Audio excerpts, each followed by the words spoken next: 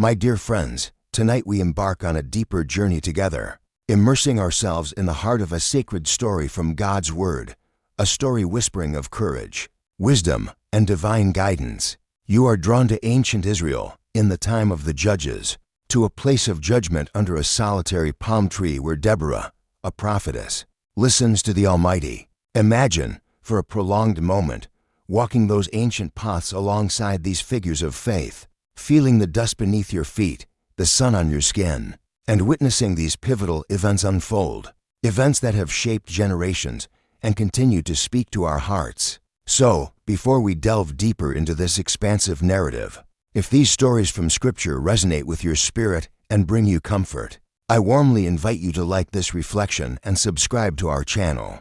It truly helps share these messages of hope, faith, and peace with others. If you feel comfortable, perhaps share a brief prayer intention in the comments, a favorite Bible verse about God's guidance, or the place you are listening from, creating a quiet fellowship. Now, let the cares of the day gently fade away. Find your quiet space, perhaps say a silent prayer, breathe deeply, and let us open our hearts and minds to the wisdom, comfort, and unfolding wonder of God's Word in this ancient narrative. The dust of the path, fine and warm, settles upon your sandals as you walk. You are in the hill country of Ephraim, a rugged, beautiful land, yet a land that breathes with a quiet sorrow, a hushed anticipation. It has been 20 long years, you understand, since the heavy hand of Jabin, king of Canaan, fell upon Israel. His commander, Sisera, with his 900 iron chariots, has become a name whispered in fear, a shadow that darkens the sunniest day. The main roads, once bustling with traders and pilgrims, are now largely deserted, travelers preferring the hidden, winding footpaths through the hills, lest they encounter Canaanite patrols or marauders emboldened by Israel's weakened state. You feel this tension in the air, a palpable thing, like the stillness before a desert storm. The people you pass offer guarded greetings, their eyes quickly assessing, then returning to the earth, as if seeking solace or answers there. This is the backdrop, the canvas upon which our story tonight unfolds, a time when, as the Scriptures later lament, the highways were unoccupied, and the travelers walked through byways. It is a testament to how oppression can seep into the very fabric of daily life, changing routines, instilling fear, and making the world feel small and dangerous. Yet, even in such times, God's presence is not extinguished. It often shines brighter in unexpected places, through unexpected people. You are seeking one such place, one such person. Word has traveled, carried on hushed breaths from village to village, of a woman named Deborah. She is called a prophetess, a woman who speaks for the Lord, and a judge in Israel. This itself is remarkable in a society structured as it is, a quiet challenge to assumptions, a testament to the Spirit of God moving where it wills, anointing whom it chooses.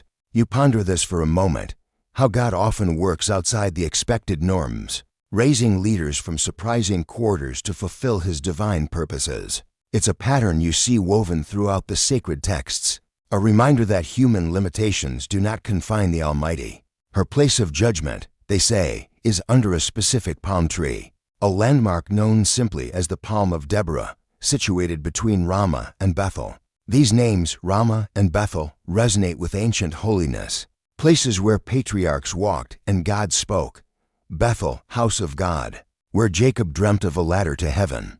Ramah, a high place, often associated with watching and waiting. The location itself feels significant, doesn't it?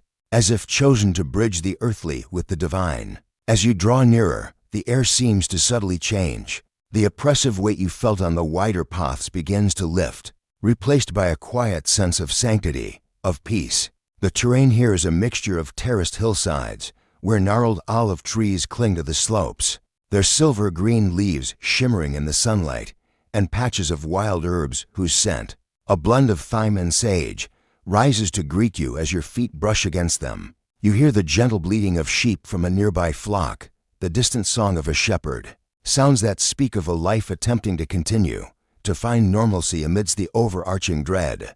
This contrast is striking, the individual pockets of life striving for peace, even as the nation groans. It makes you wonder about the resilience of the human spirit.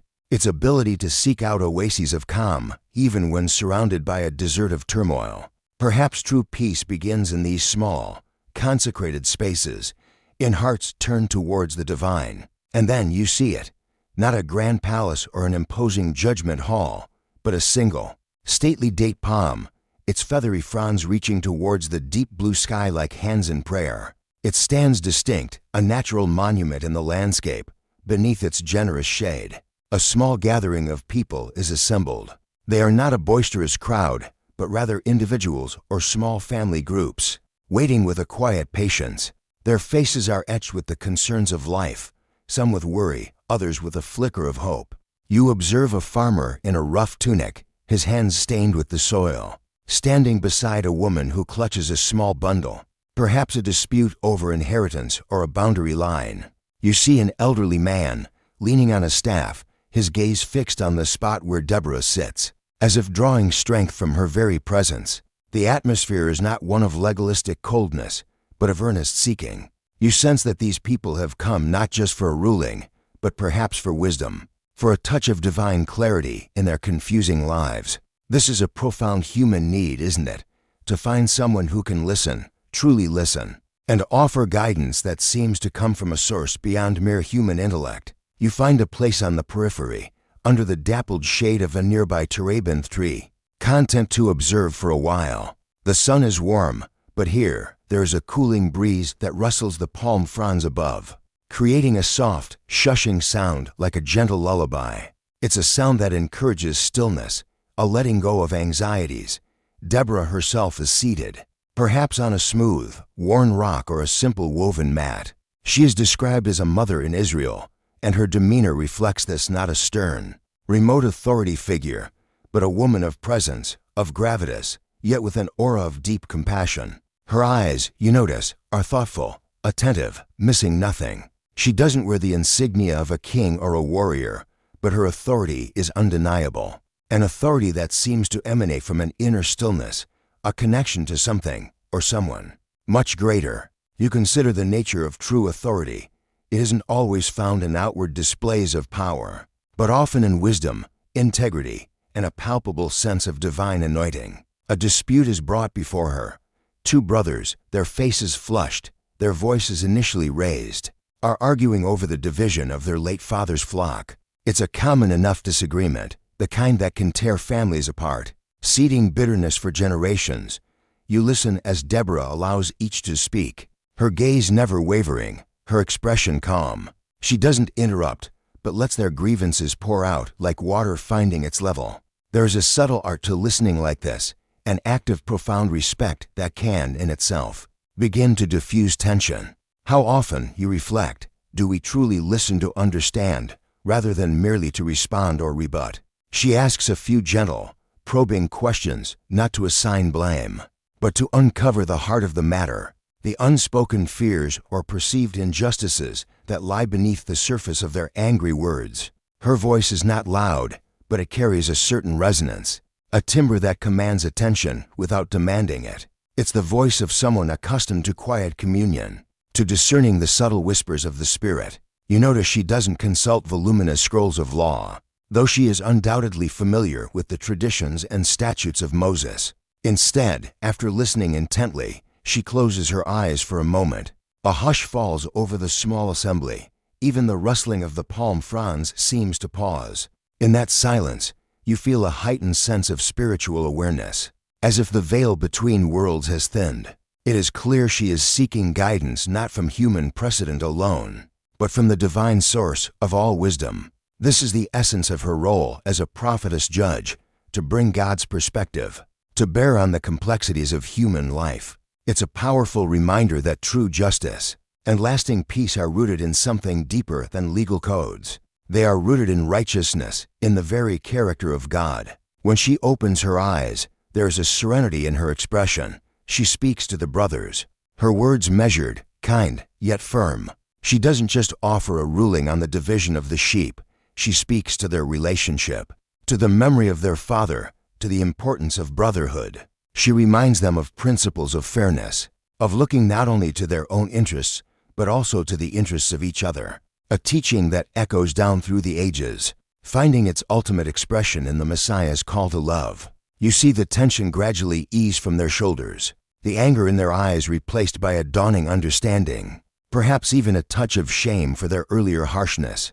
Her judgment, when it comes, is wise and practical, one that seeks not to have a winner and a loser, but to restore harmony. Theologians and thinkers throughout history have pondered the nature of divine wisdom, how it is both profoundly simple and infinitely complex, always leading towards restoration and wholeness. Deborah seems to be a conduit for this very wisdom. The brothers nod, a grudging respect at first, then a more genuine acceptance. They even clasp hands briefly before departing, the storm in their hearts clearly calmed by the gentle rain of her counsel. You witness this small miracle of reconciliation and realize the profound impact of one person, wholly dedicated to hearing and speaking God's truth. This, you think, is the judging ancient disputes peacefully that the title of our story alludes to.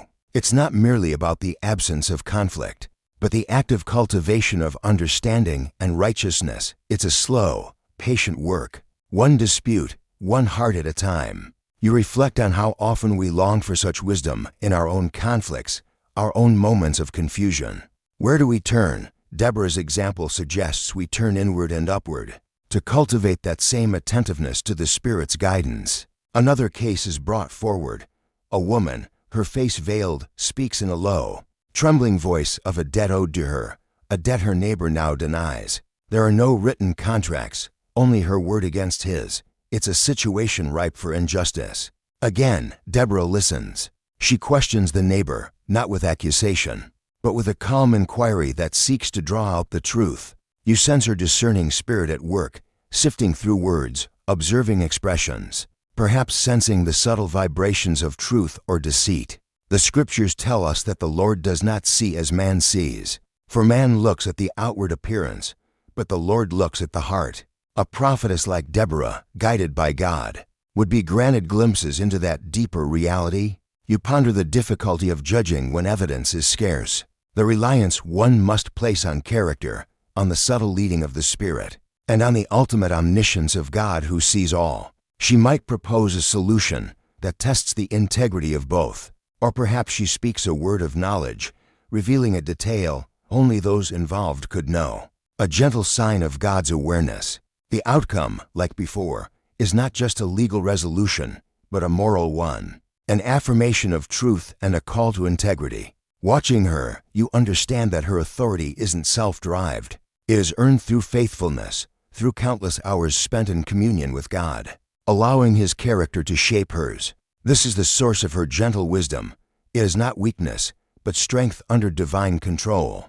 Wisdom infused with compassion. It's a powerful model of leadership, one that relies not on coercion, but on spiritual influence and moral clarity. The sun climbs higher, casting shorter shadows. More people come and go, their burdens lightened, their paths clarified. You observe the rhythm of this place, a bringing of troubles, a listening, a seeking of divine counsel, a dispensing of wisdom, a departure with newfound peace or resolve. It's a sacred rhythm, a microcosm of God's desire for His people to live in justice and harmony. Yet, even in this sanctuary of sorts, the larger context of Israel's suffering under Sisera cannot be entirely forgotten.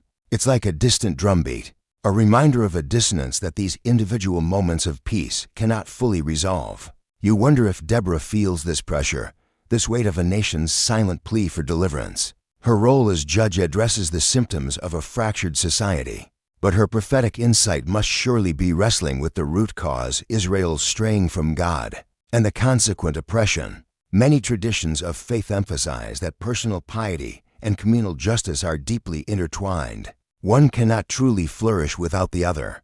Deborah's ministry seems to embody this, addressing individual needs while being acutely aware of the nation's spiritual state. You reflect on the nature of boring stories. Perhaps some biblical narratives seem so, because we read them too quickly, missing the profound human drama, the subtle spiritual currents, the depth of character. But here, as you immerse yourself in the scene, as you feel the sun and smell the dust, as you witness the quiet intensity of these encounters, it is anything but boring. It is life itself, in all its complexity, being brought before the gentle, discerning gaze of God through his chosen servant. It speaks to the enduring human quest for justice, for guidance, for a sense of divine order in a chaotic world. These are themes that resonate across millennia, as relevant today as they were under Deborah's palm tree. As the afternoon begins to wane, a different kind of quiet settles over the gathering. The last of the petitioners for the day has departed.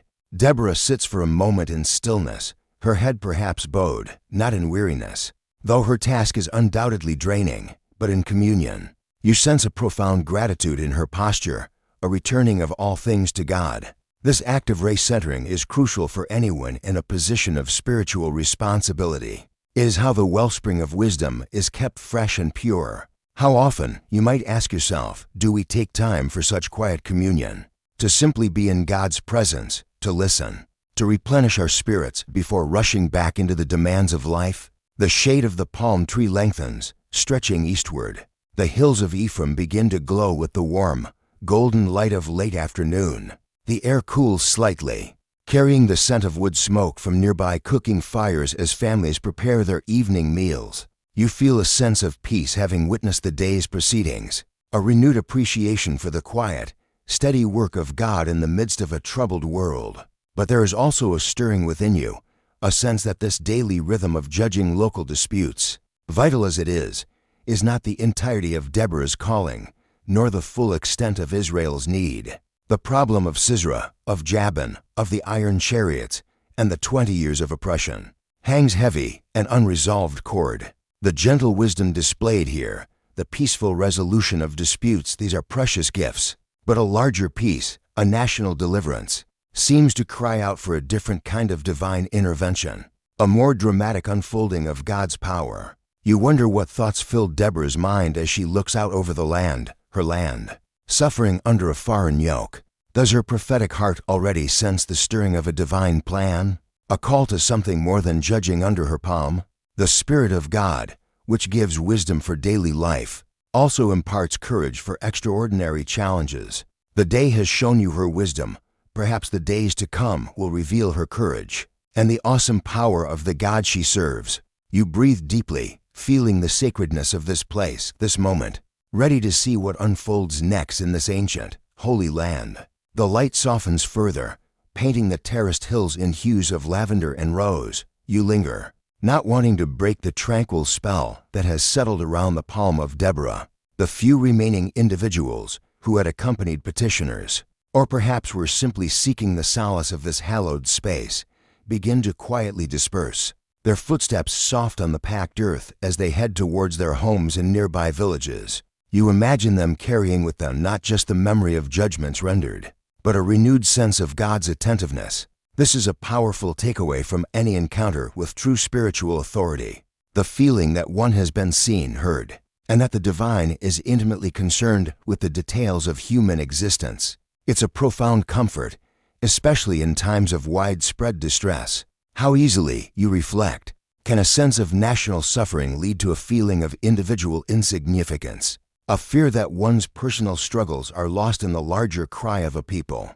Deborah's ministry under the palm tree serves as a vital counter-narrative to this despair, affirming the value of each soul, each story, before God. You observe Deborah as she finally rises, perhaps stretching slightly, the human body responding to a long day of attentive stillness. There's no entourage, no retinue of servants that you might expect for a person of her standing. She is, in many ways, one with her people, sharing their simple way of life, even as she carries the extraordinary mantle of prophetess and judge. This simplicity, this lack of pretension, is itself a powerful spiritual statement.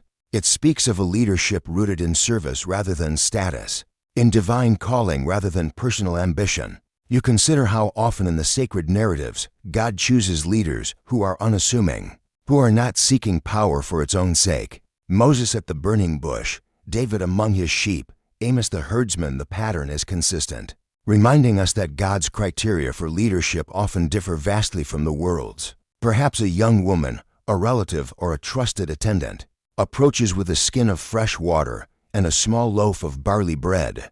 Deborah accepts it with a gentle word of thanks, partaking of this simple sustenance with a quiet mindfulness. Watching her, you are reminded that even those who walk in close communion with God, who bear heavy spiritual responsibilities, are still human, with human needs. There's a deep theology embedded in this ordinariness, a testament to the God who meets us not just in dramatic revelation, but in the daily bread, the cool water, the quiet moments of rest. Theologians have often spoken of the scandal of particularity, how God chooses to work through specific, ordinary people, in specific, ordinary places and times. It is this very ordinariness that makes His grace so accessible, so relatable. You feel a pull to understand more deeply the nature of Israel's suffering during these 20 years. It's not just a political or military oppression, it's a spiritual malaise as well. The book of Judges repeatedly follows a cycle.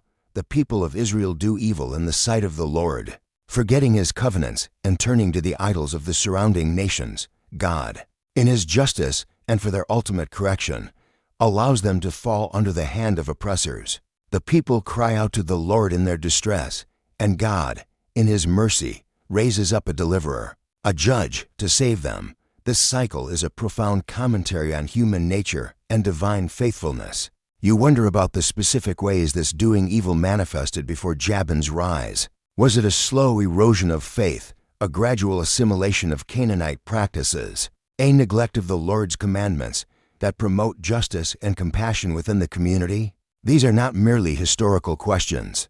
They resonate with the perennial human struggle between faithfulness and compromise. The oppression under Sisera is described as particularly harsh. His 900 iron chariots represent the pinnacle of military technology at the time, a fearsome force against which Israelite foot soldiers, likely poorly armed and lacking centralized military organization, would feel utterly powerless. Imagine the psychological impact of this military dominance. Iron chariots thundering across the plains of Israel would be a terrifying sight and sound, a constant reminder of Canaanite power and Israelite vulnerability. This fear would curtail trade, disrupt agriculture in the fertile valleys, and confine the Israelites largely to the more defensible hill country. You can almost feel the constriction, the sense of being hemmed in, both physically and spiritually. This kind of prolonged fear, you realize, can corrode hope and even faith itself. It can lead to a sense of abandonment, a questioning of God's promises. How vital, then, is the presence of someone like Deborah, who by her very existence testifies that God has not forgotten His people, that His Spirit is still at work. You ponder Deborah's personal journey. How does one become a prophetess? It's not a career path one chooses. It is a divine calling, often unsought, sometimes even resisted. You imagine her earlier years, perhaps a young woman known for her piety, her wisdom, her sensitivity to spiritual things. Did the word of the Lord come to her gradually, like the dawning light, or in a sudden, undeniable revelation? The Scriptures are often silent on such intimate details, inviting us to contemplate the mystery of God's calling. What is clear is that she has cultivated a deep, abiding relationship with Yahweh. Her ability to discern His will, to speak His words with authority, is born from a life of listening, of prayer, of meditating on His ways. This is a discipline, a spiritual practice that undergirds her public ministry. It makes you reflect on the unseen preparation that often lies behind moments of significant spiritual impact. We see the fruit, but rarely the long, patient cultivation of the root. Consider the types of disputes she arbitrates daily. Beyond the family quarrels and financial disagreements, there might be cases of social injustice, perhaps a widow being exploited, an orphan mistreated, or a stranger denied hospitality or rights. In a society where the formal legal structures might be weakened or corrupted by the overarching oppression, a figure like Deborah, whose authority rests on moral and spiritual integrity rather than political power, becomes a crucial recourse for the vulnerable. Her judgments would not merely be legal pronouncements, but applications of God's heart for justice and righteousness as revealed in the Torah. The law of Moses contains profound care for the marginalized, and Deborah would be its living embodiment. This emphasis on social justice, on caring for the least of these, is a consistent thread in God's Word, a benchmark of true faithfulness. How does our own society, our own community of faith, measure up to this divine standard? It's a question that Deborah's ministry gently presses upon your heart. You can imagine the spiritual atmosphere under her palm tree being one of intense focus, yet also profound peace. When she enters that state of seeking divine guidance, it's as if the noise of the world recedes. Perhaps she prays silently, or maybe she hums a snatch of an ancient psalm, her spirit aligning with the Spirit of God. This active waiting on the Lord is a recurring theme in Scripture, a posture of humility and expectancy essential for receiving divine wisdom. It's an active waiting, not a passive idleness, a deep listening with the ears of the heart. We live in a world that often devalues stillness and silence, a world of constant noise and distraction. Deborah's example is a quiet call to rediscover the power of sacred silence, the space where God's still, small voice can be heard. The weight of her leadership must be immense. She carries not only the burden of individual disputes, but also the collective sorrow and unspoken longing of her people for deliverance. You wonder about her own prayers in the quiet of the evening or the solitude of the early morning. Does she weep for Israel? Does she wrestle with God, like Jacob, pleading for his intervention? The life of a prophet is often one of deep empathy, feeling the pain of the people as if it were their own, and at the same time, carrying the burden of God's message to them. It's a costly calling. You reflect on the intercessors throughout history, those who have stood in the gap, their prayers forming a bridge between human need and divine grace. Deborah is undoubtedly one such intercessor. As the last sliver of the sun dips below the horizon, and the first stars begin to prick the darkening sky, a sense of holiness deepens around you. The palm of Deborah, silhouetted against the twilight, seems to stand as a sentinel of faith in a land shrouded by doubt. The gentle wisdom you witness today, the peaceful resolution of conflicts, feels like a precious seed of hope. But you are also increasingly aware that these individual acts of justice, while vital, are not enough to break the iron grip of Sisera. The land needs more than just wise counsel. It needs a divine act of liberation. This dichotomy between the small, personal acts of faithfulness and the large-scale need for national redemption is a tension often felt by people of faith. How do we remain faithful in the small things while also praying and working for systemic change, for the coming of God's kingdom in its fullness? You consider the name Deborah, which means bee. A bee is a creature of diligence, of community, of producing sweetness and nourishment from the flowers of the field. But a bee can also sting when its hive is threatened. There's a gentle industry to Deborah's daily work, but you begin to sense that there might also be a fierceness within her, a holy zeal for her God and her people that is yet to be fully revealed. The Scriptures often speak of God's servants being gentle as doves and wise as serpents. Perhaps Deborah embodies this blend, the gentle wisdom for pastoral care and judging, and a sharp, spirit-led astuteness for confronting larger evils. This nuanced portrayal of strength, combining gentleness with unwavering resolve, is something that many faith traditions hold up as an ideal. The crickets begin their nightly chorus, a soothing, rhythmic sound that fills the cool air. The scent of unseen night-blooming flowers drifts from the hillsides. There is a profound peace in this moment, a stark contrast to the turmoil that grips much of the land. You reflect that God often prepares His chosen instruments in periods of relative quiet, equipping them with the wisdom and character they will need for future, more public, and more perilous tasks. These years Deborah has spent judging under the palm tree have not been a detour from her destiny, but a crucial part of its unfolding. She has been cultivating faithfulness in the few things, and perhaps God is now preparing to make her ruler over many things, in a spiritual sense. This principle of faithfulness in small matters leading to greater responsibility is a recurring divine pattern. You think about the people of Israel. 20 years is a long time to endure oppression. A generation would have grown up knowing nothing else. For them, the stories of God's past deliverances, the exodus from Egypt, the conquest of Canaan under Joshua, might feel like distant legends, lacking the power to inspire hope in their present reality. How does faith survive such prolonged trials? It survives through remnants, through individuals like Deborah who keep the flame of remembrance and divine connection alive. It survives in the secret prayers of a few, in the shared stories told in hushed tones, in the stubborn, almost irrational belief that God has not ultimately abandoned His people.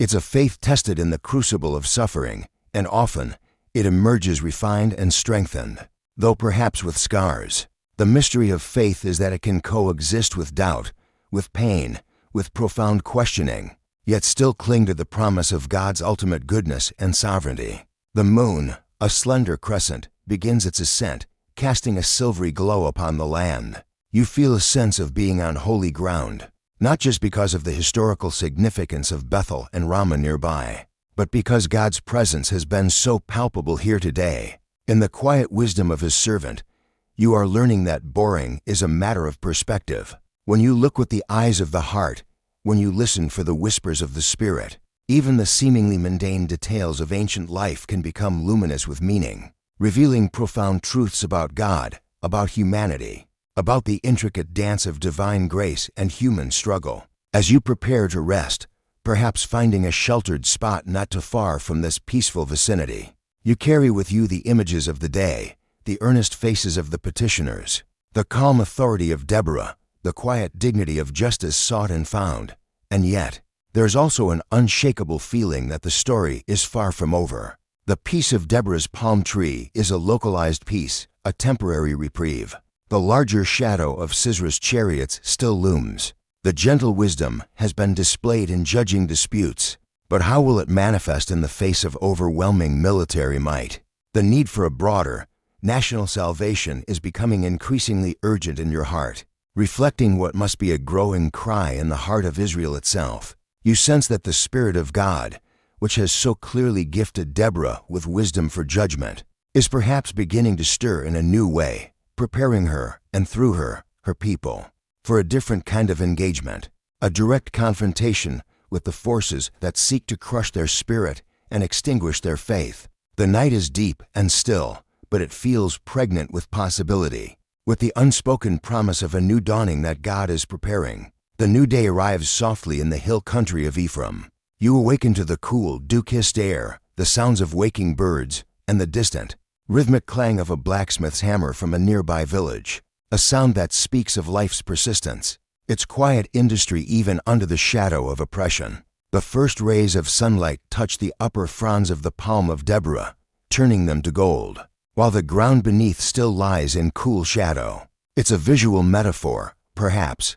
for the light of God's guidance touching the highest points of spiritual leadership, even while the broader populace may still be experiencing the chill of difficult times. You find yourself reflecting on the nature of hope. It often begins as a small light, a single point of illumination, before it spreads to encompass the whole landscape. You watch from a respectful distance as Deborah emerges, her movements unhurried, her gaze already thoughtful, as if she has been in communion with the divine since before the sun crusted the eastern hills. There's a certain preparedness about her this morning, a subtle shift in her demeanor that you, having observed her closely, can detect. While the previous day was filled with the specific, contained dramas of individual disputes, you sense a larger concern occupying her spirit today. The weight of a nation's unspoken prayer seems to rest upon her, yet it does not crush her. Rather, it seems to deepen her resolve, her reliance on the one who called her. You consider how true spiritual leaders are not those who have all the answers, but those who know where to seek them, who carry the burdens of their people to the throne of grace. People begin to arrive again, but perhaps fewer today, or their concerns seem, if possible, even more subdued. The news from the plains and the northern territories is likely filtering through the land whispers of Sisera's tightening grip, of increased Canaanite patrols, of resources being commandeered. The very air seems thick with an unarticulated fear. This kind of systemic oppression, you realize, does more than just inflict physical hardship. It aims to break the spirit, to foster a sense of hopelessness that makes resistance seem futile. This is often the strategy of evil, to convince its victims that their situation is unchangeable, that God has forgotten them, or that their struggles are insignificant. It's a spiritual battle as much as a physical one. You see an old woman approach Deborah, not with a dispute, but with a tear-streaked face, recounting how her son, traveling to a neighboring village for trade, was harassed and robbed by men she believed to be Canaanite sympathizers. If not soldiers themselves, there is little Deborah can do in a practical sense to recover the goods or punish the perpetrators. who operate under the shield of Jabin's authority. Yet, she listens with profound empathy, her eyes reflecting the woman's pain. She speaks words of comfort, not empty platitudes, but words that acknowledge the injustice and affirm the woman's dignity. She may offer a prayer for the woman and her son, a prayer that, while it may not change the immediate circumstance, brings a measure of solace and a reminder of God's encompassing presence. This is another facet of her ministry, not just judging, but also pastoral care, offering spiritual comfort in the face of suffering that is beyond her direct power to alleviate. It's a poignant reminder that sometimes the most powerful thing we can offer another human being is our compassionate presence and the assurance that they are not alone in their pain. How often, you reflect, does God call us simply to weep with those who weep, to bear one another's burdens in this way? Later, a farmer comes, his face grim. He speaks of how a portion of his harvest, painstakingly grown on the terraced slopes, was requisitioned by a local Canaanite garrison. He asks Deborah, almost despairingly, "How long, Mother Deborah? How long must we endure this?" His question hangs in the air, echoing the cries of God's people throughout ages of trial. How long, O Lord? It is the cry of Psalm 13, the cry of the prophets, the cry of all who suffer and long for redemption. Deborah does not offer an easy answer. She doesn't pretend to know the exact timeline of God's plan. Instead, you see her gaze turn inward for a moment, then outward toward the horizon, as if searching for a sign. When she speaks, her voice is low but firm. She might remind him of God's faithfulness in past generations, of his power to deliver. She might speak of the need for patience, for prayer, but also perhaps a hint of something more, a call to remain watchful, to be ready. This is the delicate balance of prophetic guidance, offering comfort for the present, while also preparing hearts for what God may require in the future. Theologians often note that biblical hope is not a vague optimism, but a confident expectation rooted in the character and promises of God. Even when current circumstances seem bleak, you sense that these encounters, these daily reminders of her people's plight, are not just burdens for Deborah, but also fuel for her prophetic fire. They confirm the urgency of the situation, the desperate need for divine intervention. The gentle wisdom she employs in resolving disputes is a reflection of God's desire for shalom, for wholeness and peace within the community. But the persistent injustice from without, the tyranny of Jabin and Sisera, calls for a different manifestation of God's power, his justice, his might to save. You begin to understand that her role is shifting, or perhaps expanding. The judge who maintained internal order is now being called by the Spirit to confront the external forces of chaos and oppression. This evolution of a leader's calling, in response to changing needs and divine prompting, is a common theme in sacred stories. God often prepares his servants for larger tasks through faithfulness in smaller, preceding ones. The name Jabin, king of Canaan, ruling from Hazor, carries historical weight. Hazor was a major Canaanite city-state, a powerful northern fortress. Generations earlier, Joshua had defeated a Jabin, king of Hazor, in a decisive battle during the conquest of Canaan, as recorded in the book of Joshua. That victory was a testament to God's power to give his people the land. Now, another Jabin of Hazor has risen, and Israel is oppressed. This recurrence is significant.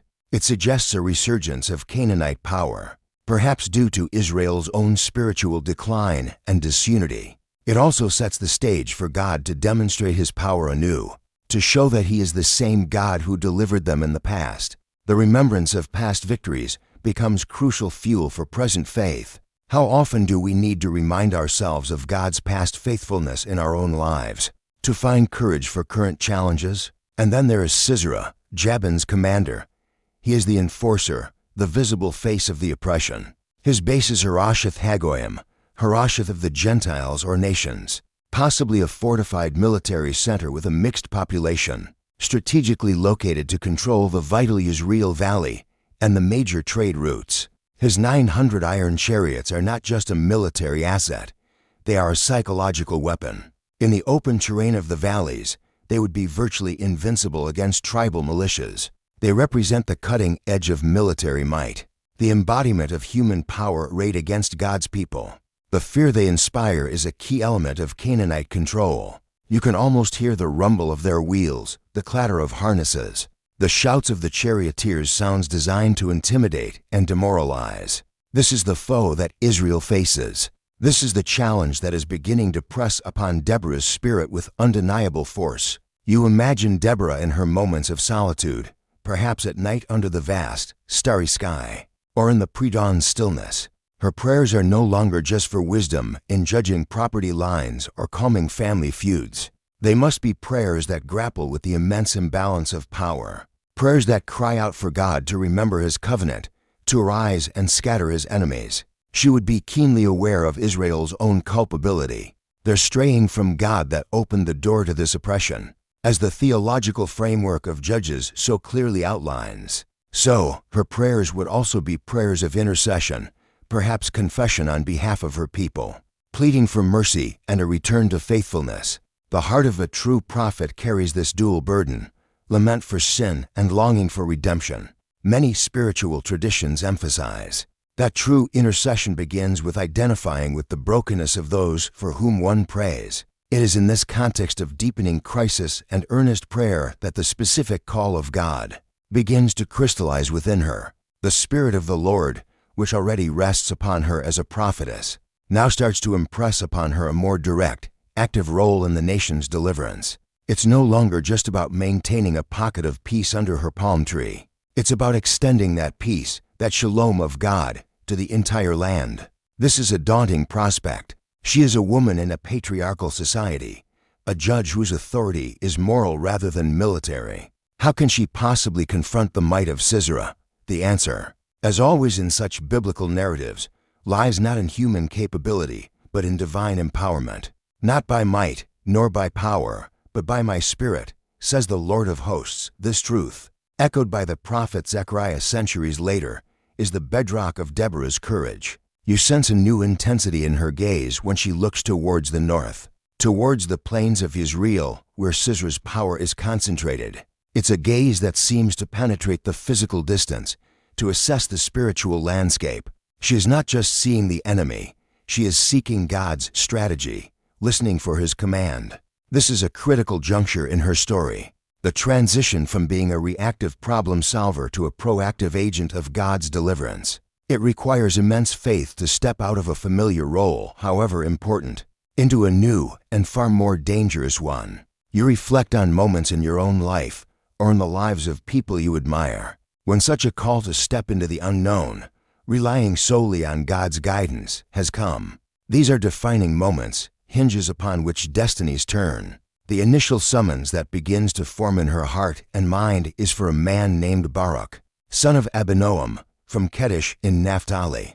Naphtali is one of the northern tribes, directly bearing the brunt of Jabin's rule from Hazor and Sisera's presence. Kedesh Naphtali is in a strategic, though vulnerable, region. Why Barak? The scriptures don't detail his prior achievements. Perhaps he is known for his personal courage, or for a residual loyalty to Yahweh in a region heavily influenced by Canaanite culture. Or perhaps he is simply the one God designates, for reasons known only to Him. God's choices often surprise us, using ordinary people to accomplish extraordinary things. This is part of the scandal of divine election, not that some are chosen, and others rejected for salvation, but that God consistently chooses unlikely instruments to display His power, so that the glory might be His alone. Deborah would not make such a summons lightly. To call Barak, to essentially command him in the Lord's name to raise an army and confront Sisera, is an act of profound audacity. It is, in effect, a declaration of war, a direct challenge to Canaanite supremacy. She knows the risks involved, not just for Barak and any who might follow him, but for herself and for the people who look to her. Failure would bring devastating retribution. Her decision to proceed can only be born from an unshakable conviction that this is God's will, God's timing. This reliance on divine revelation, rather than on human calculation of odds, is characteristic of true prophetic leadership. It's a faith that steps out onto the water, trusting the voice of the Master. You can almost feel the inner wrestling that might precede such a momentous step. Doubt, fear, a sense of inadequacy. These are human emotions that even the most faithful servants of God experience. The scriptures are honest about the struggles of its heroes. Moses argued with God at the burning bush. Jeremiah lamented his calling. Even Jesus, in the Garden of Gethsemane, prayed for the cup to pass. What distinguishes these figures is not the absence of struggle, but their ultimate obedience. Their willingness to say, "Your will, not mine, be done."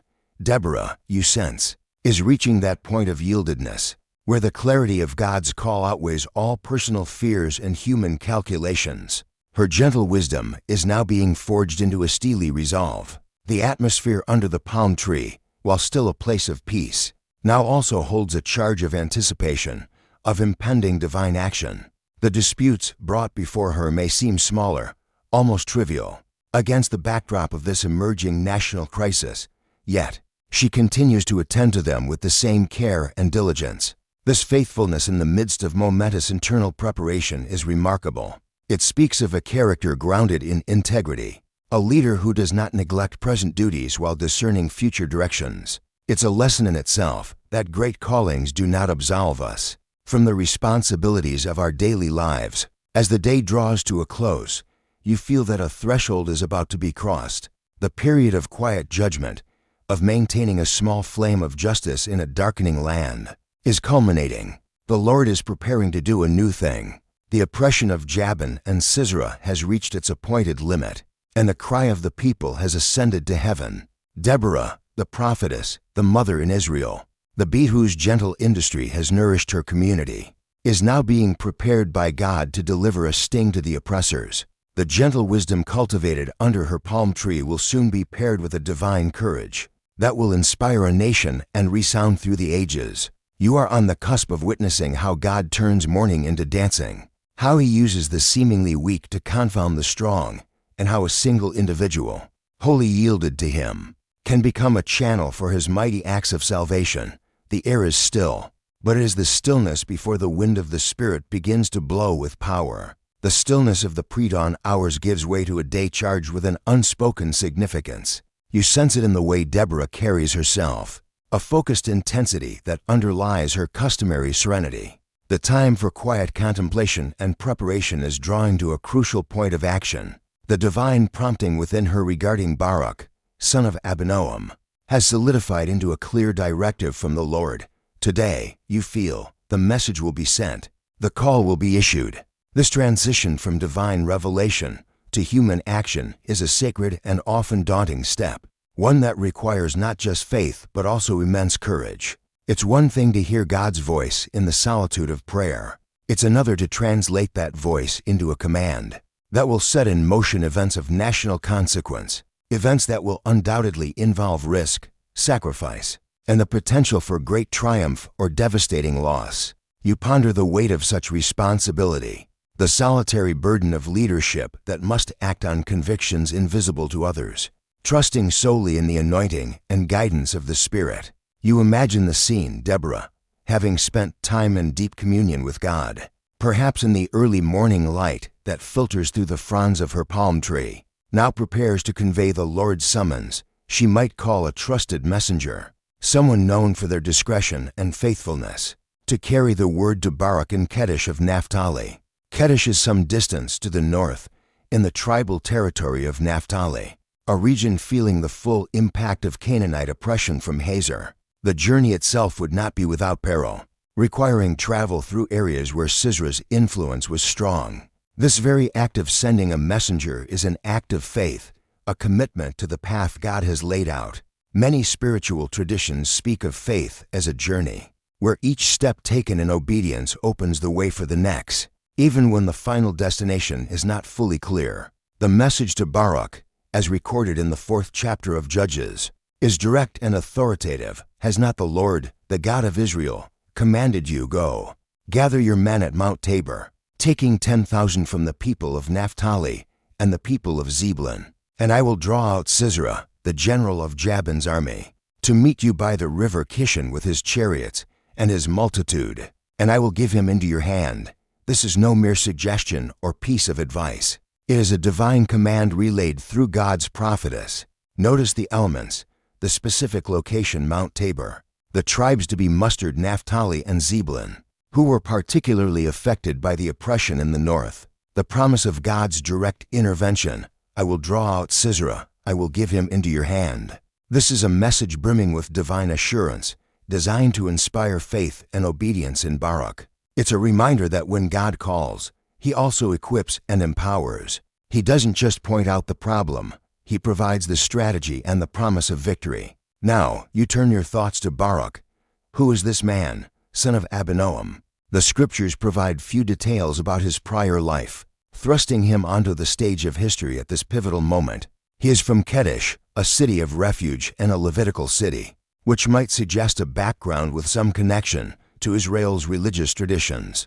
Though this is speculative, what is clear is that he is now faced with an extraordinary command: to raise an army of 10,000 men from tribes that have been demoralized and disarmed by 20 years of oppression is a monumental task. To confront Sisera with his dreaded iron chariots on the plains near the Kishon River seems like a suicidal mission from a purely human standpoint. This is where faith must transcend human logic. You try to imagine Baruch receiving this message.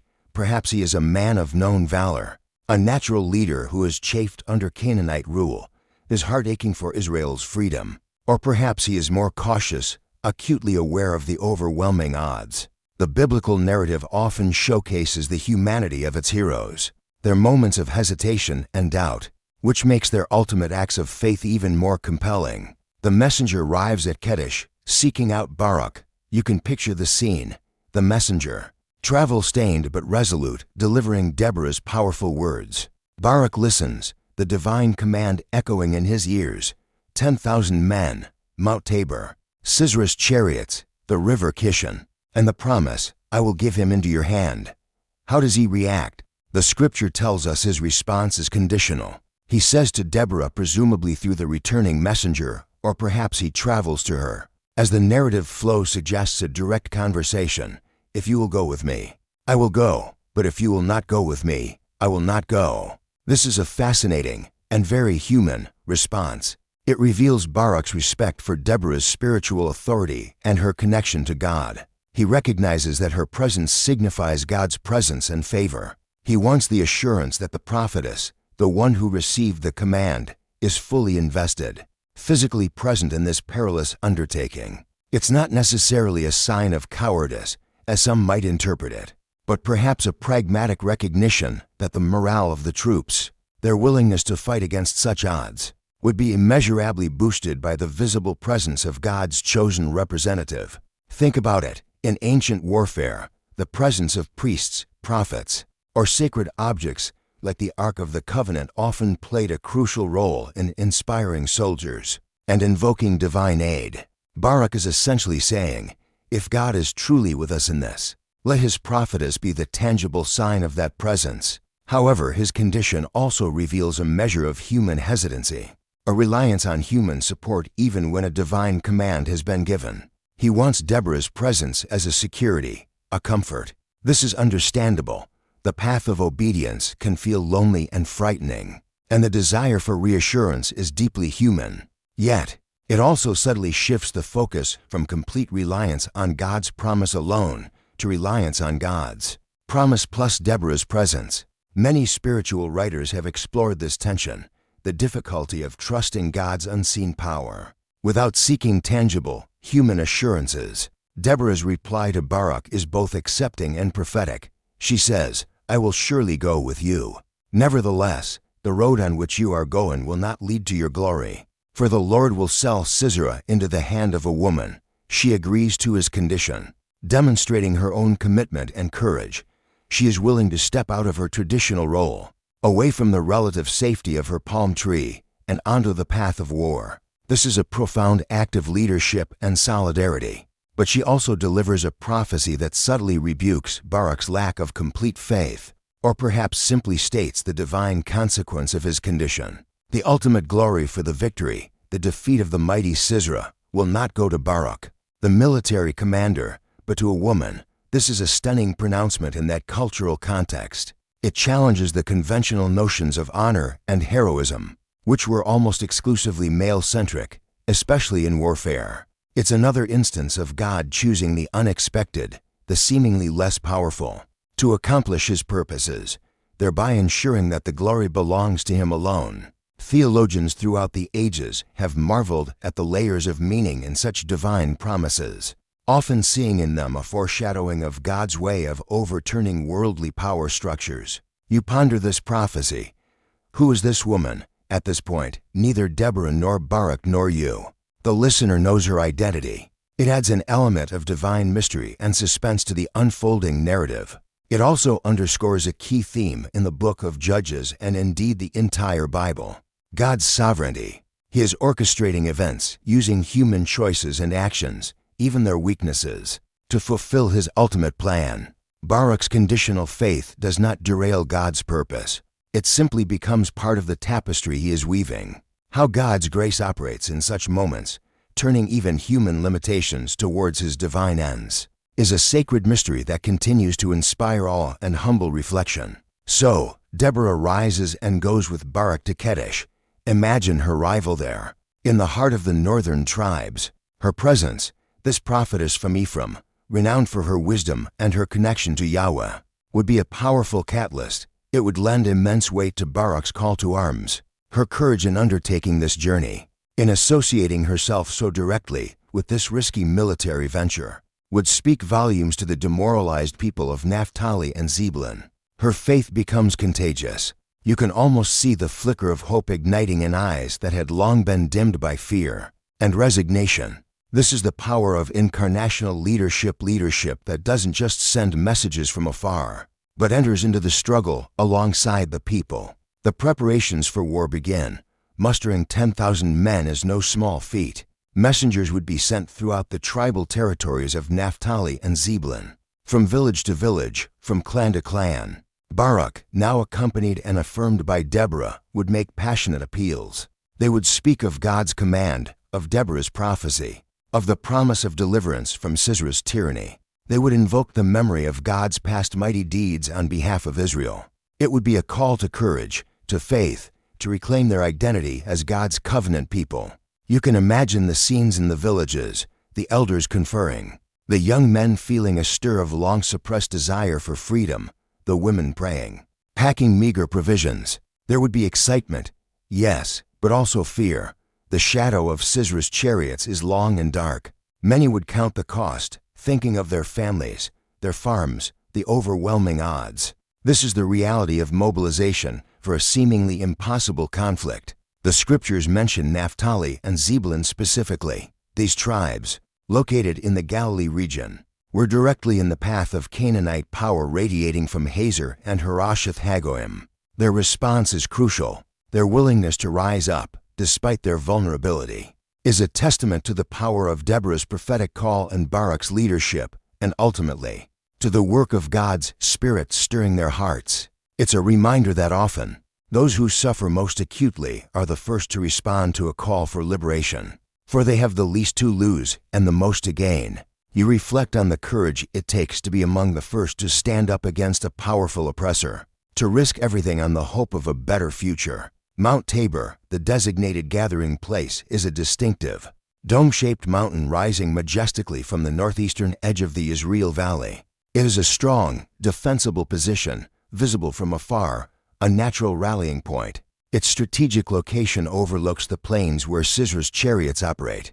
Gathering there is both a practical military move and a bold statement of intent. It's like planting a flag of defiance in the very heart of the enemy's perceived territory. You can picture the streams of men, armed with whatever weapons they could find: swords, spears, slings, farming implements, perhaps pressed into service, making their way towards Tabor, their hearts filled with a mixture of trepidation and burgeoning hope. Deborah's presence among them, a steady beacon of faith, would be a constant source of encouragement. She is not just a remote commander, she is with them, sharing their risks, embodying their hope in Yahweh. The challenges of uniting a scattered and tribal people should not be underestimated. Israel in the period of the Judges was not a centralized monarchy with a standing army. Loyalty was often primarily to one's own tribe or clan. To bring together 10,000 men from the tribes, and to have them operate as a cohesive fighting force, required extraordinary leadership and a unifying vision. That vision was provided by the shared experience of oppression and the divine promise of deliverance proclaimed by Deborah. It's a powerful example of how a common cause, inspired by faith, can overcome internal divisions and forge unity. Throughout history, moments of great crisis have often served to bring disparate groups together for a shared purpose. As Barak and Deborah worked to assemble the army, word would inevitably reach Sisera. The gathering of such a force on Mount Tabor could not be kept secret for long. Sisera, confident in his military superiority, especially his chariots, would see this as an opportunity to crush the Israelite rebellion decisively. This is precisely what God, through Deborah, had foretold. I will draw out Sisera to meet you. God is using Sisera's arrogance, his overconfidence in his own strength, as part of the divine strategy. It's a common biblical theme, the pride of the wicked becoming the instrument of their own downfall. While interpretations may vary on the precise mechanics of how God draws out an enemy, the core message of his sovereign control over events, even the actions of those who oppose him, shines through. The atmosphere on Mount Tabor must be electric. 10,000 men, a sea of determined faces, looking to Barak for military command and to Deborah for spiritual assurance. There would be prayers, perhaps sacrifices offered, as they prepare for the coming confrontation. Deborah would undoubtedly be speaking to the troops, reminding them of God's power, his faithfulness, his presence with them. Her words would be like water to thirsty souls, strengthening their resolve, calming their fears, focusing their minds on the divine source of their hope. She is not just a passive observer. She is an active participant in the spiritual warfare that precedes and undergirds the physical battle. This understanding of conflict, as having both physical and spiritual dimensions, is deeply rooted in biblical thought. You are witnessing the confluence of divine calling, human response, and strategic preparation. The gentle wisdom of Deborah, honed under her palm tree, has now given birth to bold action. The judge who peacefully resolved local disputes is now at the vanguard of a national liberation movement, all under the unmistakable direction of God. The stage is being set for a dramatic confrontation, a clash between the iron might of Canaan and the spirit-empowered faith of Israel. The Lord has spoken, Deborah has obeyed, Barak has responded, albeit conditionally, and the people are gathering. The tension is palpable. The fate of Israel hangs in the balance, but the promise of God echoes in the hearts of those who dare to believe. I will give him into your hand. The slopes of Mount Tabor are alive with the hum of 10,000 men. You are there, amidst the tribes of Naphtali and Zebulun, feeling the nervous energy, the quiet determination, the shared sense of purpose that knits this impromptu army together. The air is cooler at this elevation, a welcome respite from the heat of the plains below, but the atmosphere is charged with anticipation. From this vantage point, you can look out over the vast expanse of the Yizreel Valley, also known as the Plain of Esdraelon, a fertile, strategically vital corridor that has been the stage for countless battles throughout history. Today is the domain of Sisera and his iron chariots, a visible reminder of Canaanite power. Yet, here on the mountain, a different kind of power is gathering, the power of a people awakened by a divine call, ready to fight for their freedom and their God. You observe the men around you. They are not seasoned soldiers from a standing army. They are farmers, shepherds, craftsmen, men who have left their fields and families in response to the summons of Barak and the prophetic word of Deborah. Their weaponry is varied, likely a collection of personal arms, some with bronze swords or spearheads, others perhaps with more rudimentary weapons like clubs or sharpened agricultural tools. They lack the polished uniformity of Sisera's forces, but in their eyes you see a rugged resolve, a nascent courage kindled by faith. This is a citizen army, drawn together by a common cause and a belief that God is on their side. You reflect on how often God chooses to use the seemingly ill-equipped, the underdogs, to achieve his greatest victories, so that his power might be made perfect in weakness. This is a recurring motif in the divine economy, challenging human calculations of strength and success. Barak moves among them, a figure of authority, giving instructions, organizing them into units, likely based on clan or village affiliations for better cohesion. His task is immense, to mold this diverse group into an effective fighting force. In a short amount of time, His earlier hesitation seems to have given way to a focused determination, perhaps bolstered by Deborah's unwavering presence and the sheer reality of the thousands who have answered his call. Leadership in such moments is not just about strategy and tactics, it's about inspiring confidence, fostering unity, and keeping hope alive in the face of daunting odds. You can imagine him speaking with the tribal elders, the heads of clans, ensuring that his commands are understood and will be followed. The success of their venture depends heavily on discipline and coordinated action. When the moment of battle arrives, and then there is Deborah. She is not clad in armor, nor does she carry a warrior's weapons. Yet, her presence is perhaps the most powerful force on this mountain. She moves among the assembled men, her demeanor calm and assured.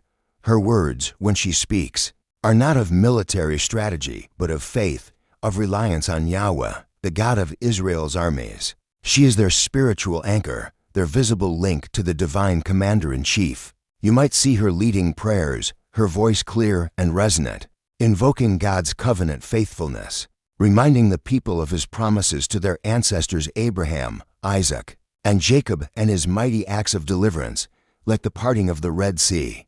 These narratives of salvation history are not mere stories. They are foundational truths that affirm God's character and his power to intervene on behalf of his people. In times of crisis, remembering God's past actions is a vital source of present courage. Imagine the scene as scouts bring word, Sisera is coming. A ripple of tension, of fear mixed with resolve, passes through the Israelite camp.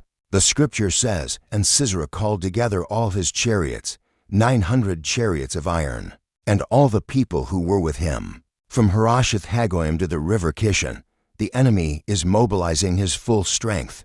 900 iron chariots, the number itself is designed to intimidate. Each chariot, a heavy, fast-moving platform pulled by horses, would typically carry a driver and 1 or 2 warriors armed with bows or spears.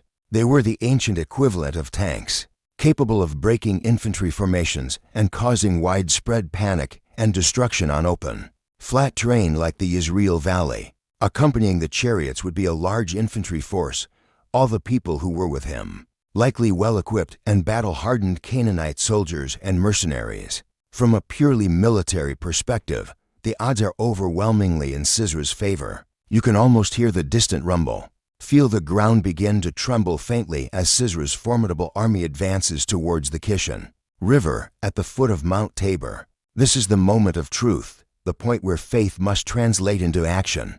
Doubt could easily creep in. Whispers of how can we possibly defeat them might circulate. This is where Deborah's role becomes absolutely crucial. Her unwavering conviction in God's promise acts as a bulwark against the tide of fear. Her faith is not blind optimism. It is rooted in the specific revelation she received from God. I will draw out Sisera, and I will give him into your hand. She holds fast to this divine assurance, and her steadfastness helps to steady the hearts of the men. It's a powerful illustration of how one person's faith, grounded in God, can become a source of strength for many. The journey from Kedesh, or from their individual villages, to Mount Tabor itself would have been an act of faith and defiance for these men of Naphtali and Zebulun. They would have traveled knowing they were making themselves targets, openly challenging Canaanite authority. Their families would have been left vulnerable. The commitment involved was total. You reflect on the cost of discipleship, the sacrifices often required to follow God's call. It's rarely an easy path, but it is the path that leads to true freedom and divine blessing. Consider the geography. Mount Tabor stands as a sentinel, the Kishon River, more of a seasonal wadi or stream than a mighty river for much of the year, meanders through the Yisrael Valley. In the dry season, its bed might be relatively firm in places, suitable for chariots, but the region is also known for its heavy clay soil, which can become a treacherous bog after rain. This geographical detail will become critically important. Divine strategy often incorporates natural elements, showing God's mastery over his creation. Theologians speak of God's providence, his ability to weave together natural events and human actions to accomplish his purposes. As Sisera's forces draw near, establishing their camp by the Kishon, the Israelites on Mount Tabor would be able to see the vastness of the enemy encampment, the glint of armor, the multitude of tents, the formidable array of chariots. It would be an awe-inspiring and terrifying sight. This is the valley of decision for Barak and his men.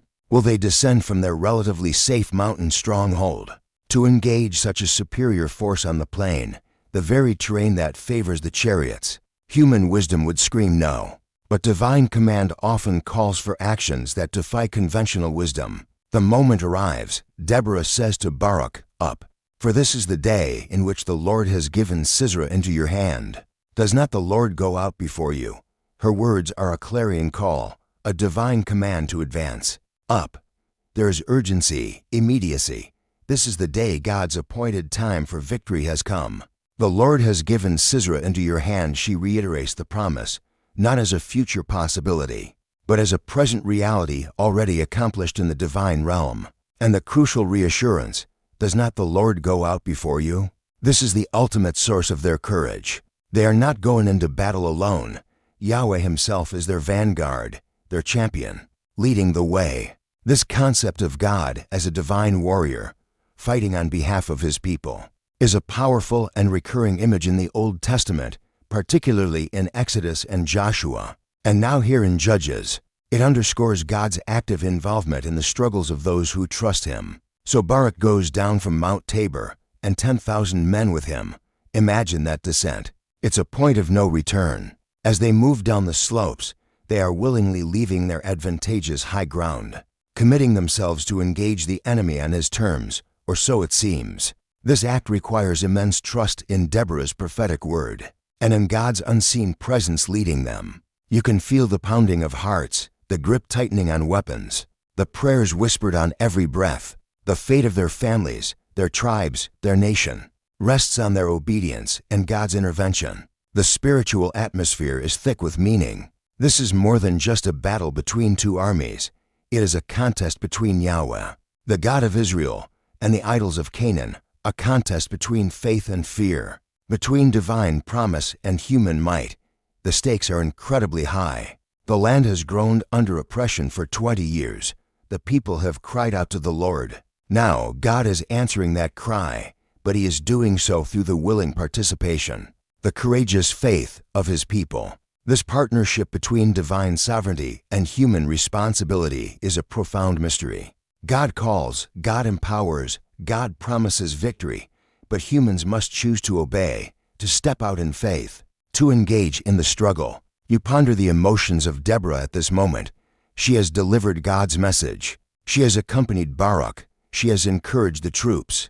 Now she watches as they descend to face the enemy. There must be a profound sense of awe, of anticipation, perhaps even a mother's concern for these sons of Israel going into mortal danger. But overriding all else would be her unshakable faith in God's promise. She knows the outcome, not through military calculation, but through divine revelation. Her role now is to continue to be that spiritual anchor. Her prayers ascending to God as the battle is joined. It's a reminder that warfare has many fronts, and the spiritual front, the battle waged in prayer and reliance on God, is often the most decisive. The men of Naphtali and Zebulun, tribes from the north, from Galilee, a region that would later be so central to the ministry of Jesus. There is a sense of historical continuity here, of God's long-term plan unfolding generation by generation. These people who walked in darkness are now seeing a great light, the light of God's deliverance beginning to dawn. Their courage in this moment will be celebrated for generations, enshrined in the Song of Deborah, their willingness to take their lives in their hands for the sake of their people. And their God is an inspiring example of selfless heroism. As they reach the plain and begin to advance towards Sisera's forces, the tension is almost unbearable. The Canaanite army, seeing these Israelite foot soldiers daring to challenge their chariots on open ground, might have felt a surge of contemptuous confidence. This is exactly where they want them. But they do not reckon with the unseen commander, the Lord who goes out before Israel. The narrative in Judges 4 is concise. And the Lord routed Sisera and all of his chariots and all his army before Barak, by the edge of the sword. The key phrase here is the Lord routed. The victory is attributed directly to God's intervention, while Barak and his men fight valiantly by the edge of the sword. The decisive factor is divine action. The word rooted Hebrew, Yam suggests a divinely induced panic, a sudden confusion and terror thrown upon Sisera's army. This is not just a military defeat. It is a supernatural unraveling. This is crucial for understanding the story. Israel's victory is not primarily due to their own strength or skill, but to God's direct engagement on their behalf. This ensures that the glory goes to God, and it reinforces the lesson that reliance on Him, not on human might, is the path to true victory and freedom. How this divine routing manifested is explained more poetically in the Song of Deborah, Judges 5, which speaks of the heavens fighting, the stars in their courses fighting against Sisera, and the river Kishon sweeping them away. For now, in chapter 4, the emphasis is on the fact of God's intervention. You are witnessing a pivotal moment in Israel's history. The tide is turning. The seemingly invincible enemy is thrown into disarray. The iron chariots, the symbol of Canaanite oppression, are suddenly rendered ineffective, perhaps even a liability. The shouts of the Israelite warriors, once perhaps tinged with fear, now become roars of courage and triumph as they see God fighting for them. The long night of oppression is beginning to break, and the dawn of liberation is at hand. All because a prophetess listened to God, a commander chose to obey even conditionally, and 10,000 men dared to believe that God was with them. The power of faith in action is a truly awesome spectacle. The battle is joined on the plains by the river Kishon. You are an observer, swept up in the intensity of this divine drama, witnessing the Lord's mighty intervention firsthand. Barak and his 10,000 men, having descended from Mount Tabor, engage Sisera's vast army. The initial moments must be terrifying for the Israelites. They are foot soldiers, many likely with limited training and mismatched weaponry, facing a professional army spearheaded by 900 iron chariots, the ancient world's equivalent of armored divisions. On this flat terrain, the chariots should have had a decisive advantage, thundering through infantry lines, causing chaos and slaughter. This is what Sisera expects. This is what human military logic dictates. But then, something extraordinary happens. The scripture simply states, "And the Lord routed Sisera and all his chariots and all his army before Barak." By the edge of the sword, Judges 4:15. The Hebrew word for routed, Yam, implies a sudden, overwhelming confusion, a divine panic inflicted upon the enemy. It's not just a tactical outmaneuvering. It's a supernatural disruption. You can almost feel the shift in the atmosphere. One moment, the Canaanite forces are advancing with arrogant confidence. The next, they are inexplicably thrown into disarray. Perhaps a sudden, terrifying sound from the heavens, or a blinding flash of light, or an overwhelming sense of dread grips their hearts. The Song of Deborah, in the next chapter, will provide more poetic details. Speaking of the heavens fighting, the stars in their courses warring against Sisera, and a torrential downpour swelling the Kishon, imagine the scene. The sky, perhaps clear moments before, suddenly darkens with ominous storm clouds. A fierce wind whips across the plain, driving rain into the faces of the Canaanite charioteers, blinding them, making the ground slick and treacherous. This is not mere weather, this is a divine weapon. The heavy clay soil of the Yisrael Valley, saturated by a sudden, violent downpour, would turn into a quagmire. The iron chariots, Sisera's pride and Israel's terror, become bogged down, their wheels sinking into the mud, rendering them immobile, useless, even a deadly trap for their occupants. Horses panic, struggling in the mire, unable to pull the heavy war machines. The very instruments of Canaanite oppression become symbols of their defeat. Ensnared by the divinely altered landscape, you see the elite chariot corps, once so fearsome, now struggling desperately, their technological advantage completely neutralized by the hand of God working through nature. This is a powerful illustration of how God can use the elements of His creation to fulfill His purposes and to humble the proud who trust in their own strength. It's a reminder that human might, however impressive, is ultimately subject to the sovereignty of the Creator. The Israelite soldiers, witnessing this divine intervention, are filled with renewed courage. Seeing their dreaded foes thrown into confusion, their chariots immobilized, they press their attack with fierce determination. The Lord goes out before you. Deborah's words ring true. They are no longer fighting alone. They are partners with the Almighty. Their swords and spears, which might have seemed inadequate against iron chariots, now find their marks against disorganized and demoralized Canaanite soldiers. The battle turns into a rout, but it is the Lord who initiated it. The Israelites are the instruments of his judgment, pursuing the fleeing enemy. You watch as Sisera, the mighty commander, the terror of Israel, realizes the battle is lost. His formidable army is disintegrating around him. His prized chariots are stuck. Panic sets in. In a desperate bid to save his own life, Sisera alighted from his chariot and fled away on foot. Judges 4:15. This is a moment of profound humiliation for the Canaanite general. The man who commanded 900 chariots is now reduced to a common fugitive, fleeing ignominiously on his own defeat. His power, his prestige, his arrogance all stripped away in an instant by the intervention of Israel's God. This image of the mighty commander fleeing on foot is a stark reminder of the transience of worldly power when confronted by divine justice. It's a theme that resonates throughout Scripture. God opposes the proud, but gives grace to the humble. Barak and his men pursue the fleeing Canaanites relentlessly, and Barak pursued the chariots and the army to Haroshath Hagoyim, and all the army of Sisera fell by the edge of the sword. Not a man was left. Judges 4:16. The victory is complete, devastating for the Canaanite forces. The pursuit to Haroshath Hagoyim, Sisera's own stronghold, signifies the total collapse of his military power in the region. The phrase "not a man was left" is a common biblical expression, emphasizing the totality of the defeat. It highlights the decisiveness of God's judgment against the oppressors. While such language can be stark to modern ears, in its historical and theological context, it underscores the thoroughness of God's deliverance for his people and the removal of the oppressive threat. It is important to approach these texts with an understanding of their ancient Near Eastern context and the overarching biblical narrative of God's justice and redemption. The chaos and aftermath of the battle would be a grim scene. The plain, once green and fertile, is now churned mud, strewn with abandoned chariots, weapons, and the fallen.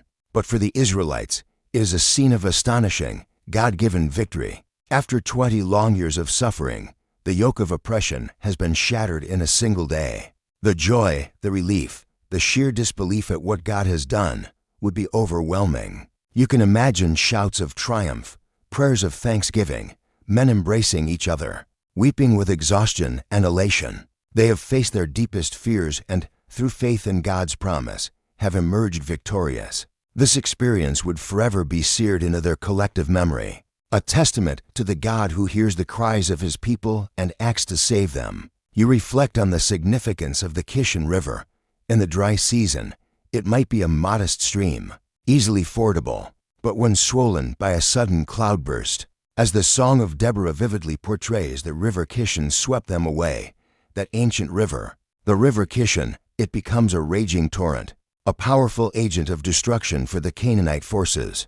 This ancient river becomes a divine instrument. The very land of Israel, which the Canaanites sought to dominate, seems to rise up against them, orchestrated by its true king, Yahweh. This personification of nature, or rather, its responsiveness to God's command, is a common feature in biblical poetry, emphasizing God's sovereignty over all creation. It makes you think about how often we overlook the power and majesty inherent in the natural world, and how God can speak and act through it in ways we might not expect. The battle itself, though fierce, is almost secondary to the divine intervention that precedes and shapes it. The Israelites fight bravely, but it is the Lord who secures the victory. This is a crucial theological point. It prevents human pride from taking credit for what God has accomplished. It reinforces the lesson that Israel's security and prosperity depend not on their own military strength or political maneuvering, but on their faithfulness to God and his covenant.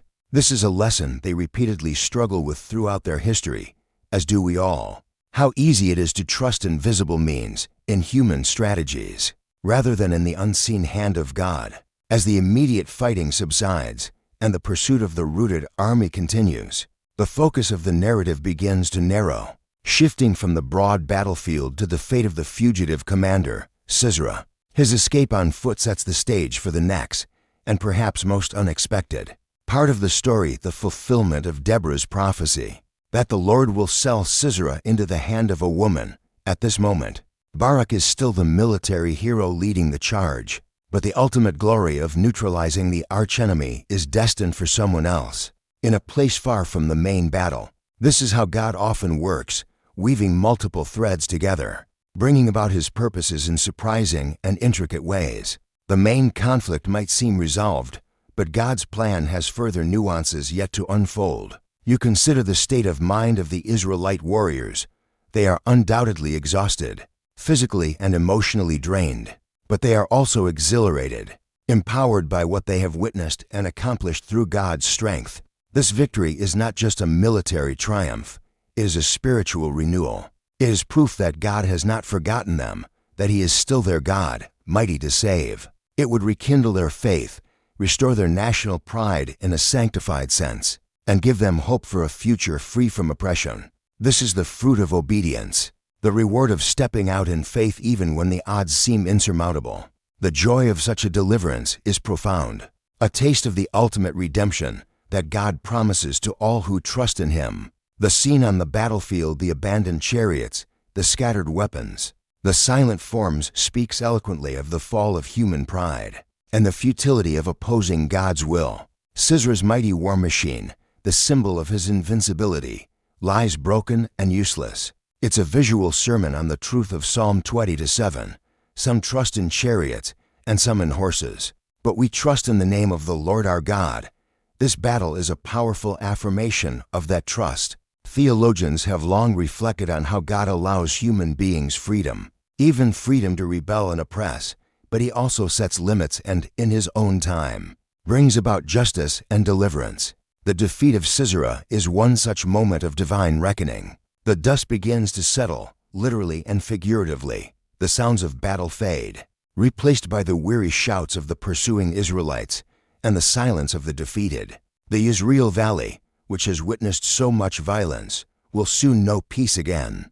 But the story is not quite over. The arch-villain is still at large, and God's prophetic word through Deborah concerning his end has yet to be fulfilled. The narrative now draws you away from the collective triumph of the Israelite army to a more intimate and perhaps more unsettling encounter that will seal Sisera's fate.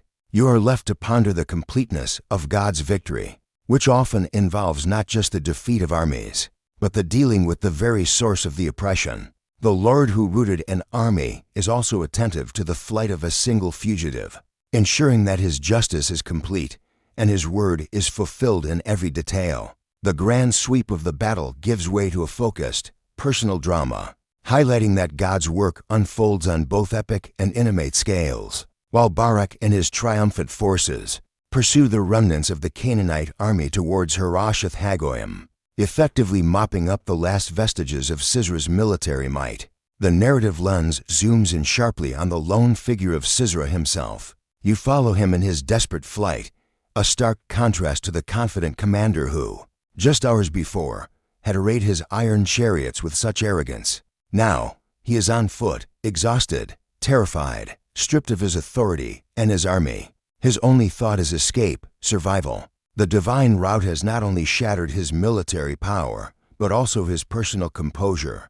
He is a man undone, running from the unseen God whose power he has just witnessed. He flees eastward, away from the main pursuit, seeking refuge. His path, seemingly random in his panic, leads him towards the tent of Yael, the wife of Heber the Kenite, Judges 4:17. This detail is highly significant.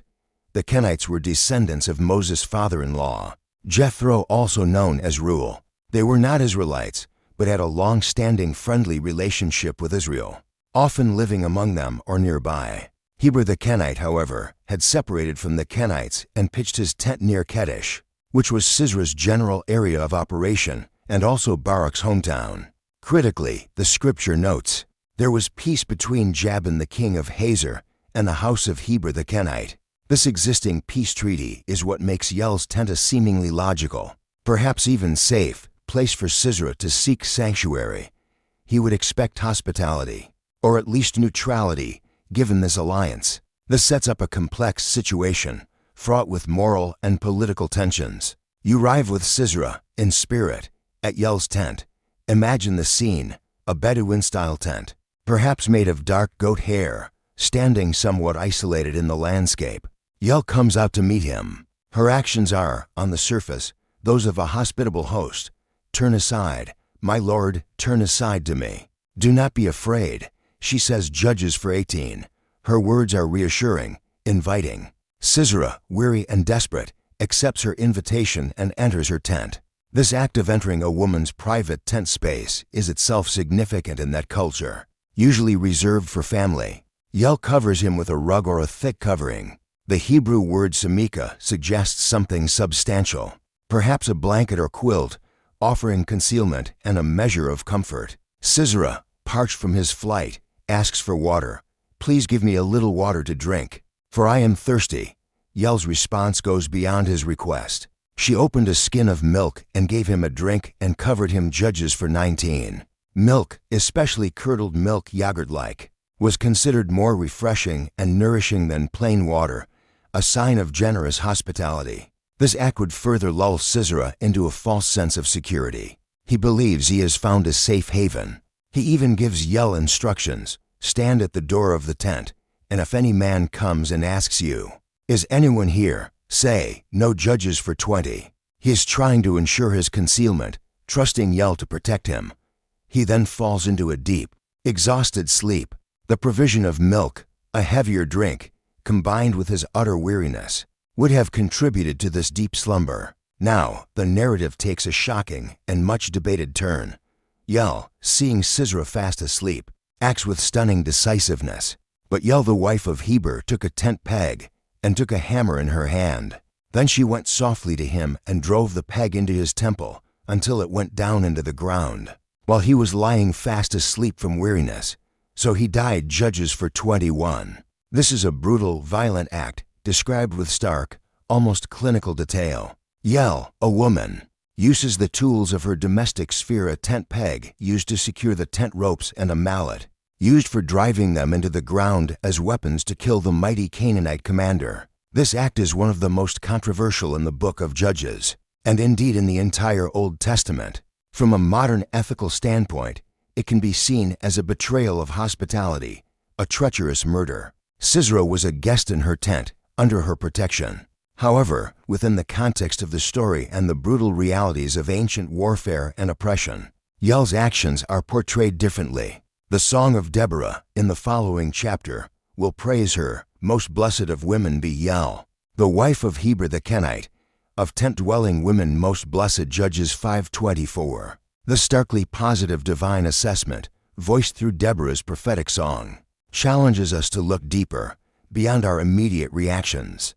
How do we understand Yel's actions? Several perspectives can be considered, and theologians through the ages have marveled at the layers of meaning and grappled with the ethical complexities. 1. Divine justice and prophecy fulfillment. Yel becomes the unlikely instrument of God's judgment upon Sisera, the oppressor of Israel. Her act directly fulfills Deborah's prophecy that the Lord will sell Sisera into the hand of a woman. God uses her, in her specific context and with her available means, to bring an end to the tyranny. This highlights God's sovereignty in using unexpected people and methods. 2. Loyalty and courage. While her husband Heber had a treaty with Jabin, Yel's sympathies may have ultimately lain with Israel, perhaps due to the Kenites' long-standing connection to them, or perhaps due to a personal conviction about the righteousness of Israel's cause against the oppressive Canaanites. Her act, though treacherous from Sisera's perspective, could be seen as an act of profound courage and solidarity with God's suffering people. She risked her own life and security. If her actions had failed or been discovered prematurely, the retribution from Jabin would have been terrible. 3. The brutality of the era. The time of the judges was a violent and often chaotic period, as famously summarized by the recurring phrase, "In those days there was no king in Israel. Everyone did what was right in his own eyes." Yel's act, while shocking, occurs within a context of pervasive violence and a life-or-death struggle for survival and freedom. It's a wartime ethic that is difficult to judge by peacetime standards. 4. A sacred mystery. How God's grace and justice operate in such extreme situations, through flawed and complex human beings. remains a sacred mystery that continues to inspire awe and humble reflection. The Bible does not shy away from portraying the raw, difficult aspects of human history and God's engagement with it. It presents these events, and we are invited to wrestle with their meaning, trusting in God's ultimate goodness and wisdom, even when His ways are inscrutable. You are left to contemplate Yael. She is not a prophetess like Deborah, nor a military leader like Barak. She is a tent-dwelling woman, seemingly on the periphery of the main conflict. Yet, God uses her decisive, albeit ruthless, action to accomplish a key part of His plan. It's a stark reminder that God's agents can come from unexpected quarters, and that courage and conviction can be found in anyone, regardless of their status or gender.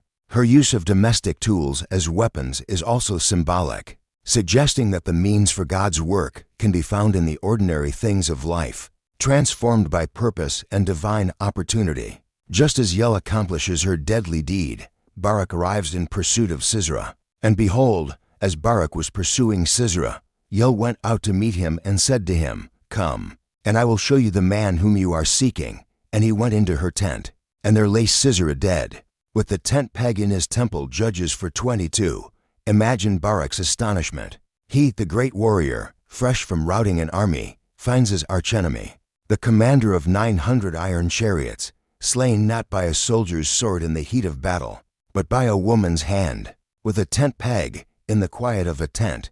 Deborah's prophecy is fulfilled to the letter. The glory for Sisera's death does not go to Barak. This would have been a humbling moment for him, a powerful reminder of God's sovereignty and His ability to work in ways that confound human expectations and pride. The confirmation of Deborah's prophecy is complete.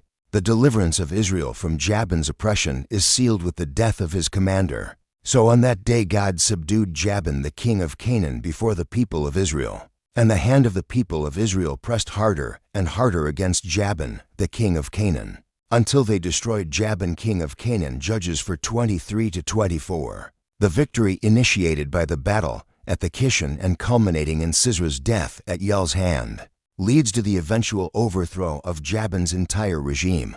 The land will finally have rest. You reflect on the character of Yael. Was she motivated by a sudden patriotic fervor, a deep-seated hatred of Canaanite oppression, a direct, unrecorded prompting from God?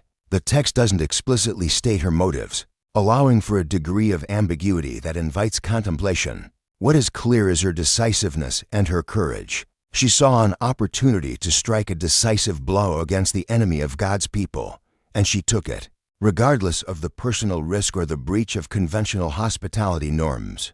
In the brutal calculus of that ancient conflict, her action was pivotal.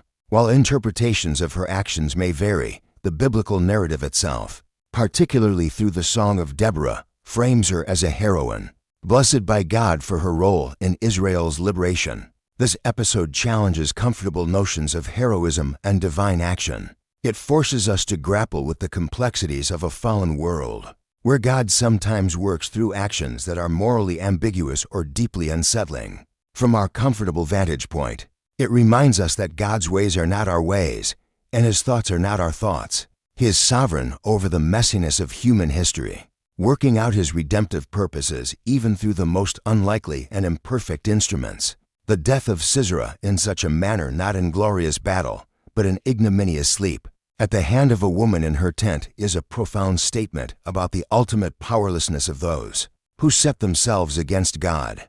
All His chariots, all His warriors, all His strategies could not save Him from a tent peg in the hand of a determined woman, acting as an agent of divine judgment.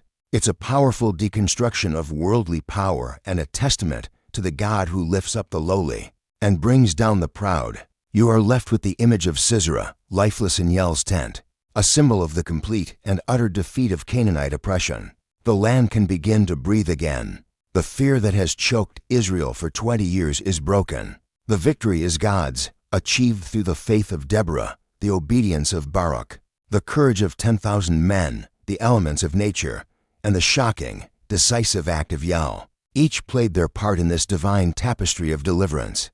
Now, the time for lamentation and fear is over. The time for rejoicing, for praise, for singing a new song to the Lord is about to begin. The events of this incredible day will become the subject of one of the most ancient and powerful poems in the entire Bible, the Song of Deborah and Barak. The dust of battle and the shock of Sisera's demise begin to settle over the land of Israel.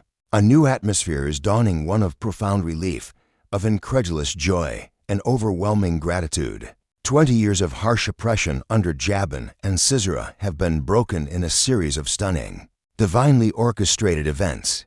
The victory at the Kishon, where the Lord himself routed Sisera's chariots, and the subsequent, unexpected end of Sisera at the hand of Yael have decisively shifted the balance of power.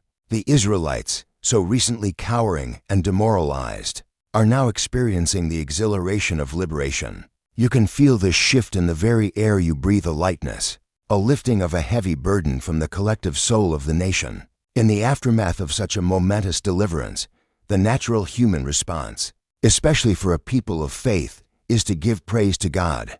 And so, we are told, then sang Deborah and Barak the son of Abinoam on that day. Judges 5:1. This marks the beginning of one of the oldest and most magnificent passages in the Hebrew Bible, the Song of Deborah and Barak.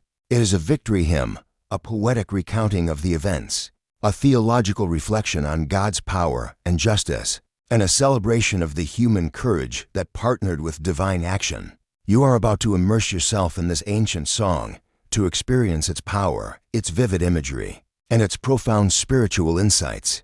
Imagine Deborah, her face illumined with prophetic fervor, and Barak, the military leader, still perhaps awed by the manner of their victory, lifting their voices together, leading the people in this great anthem of praise. The song begins not with human achievement, but with an acknowledgement of the conditions that made victory possible, and with a call to praise, that the leaders took the lead in Israel, that the people offered themselves willingly.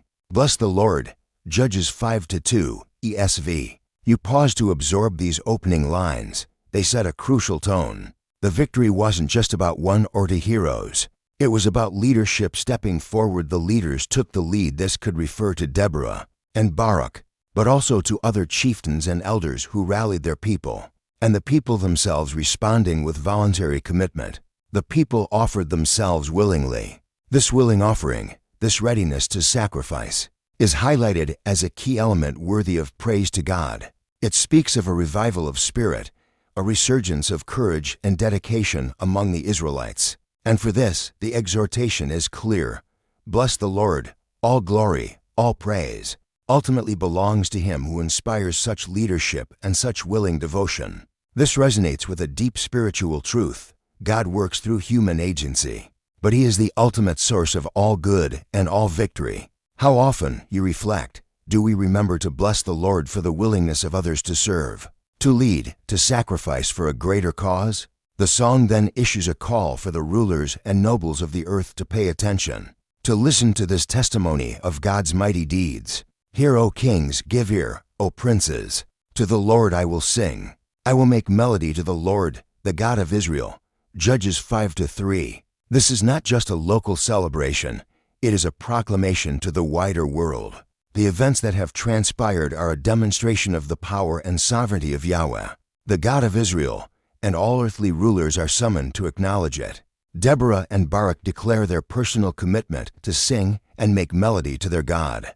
This act of public testimony through song is a powerful form of worship and witness. It's a reminder that our experiences of God's faithfulness are not meant to be kept private, but to be shared, to declare His praises to all who will listen. The confidence here is striking. They are not ashamed of their God, but eager to proclaim His greatness. The song then shifts into a majestic description of God's theophany, His glorious appearing, hearkening back to past manifestations of His power, perhaps evoking the imagery of Sinai or His guidance through the wilderness.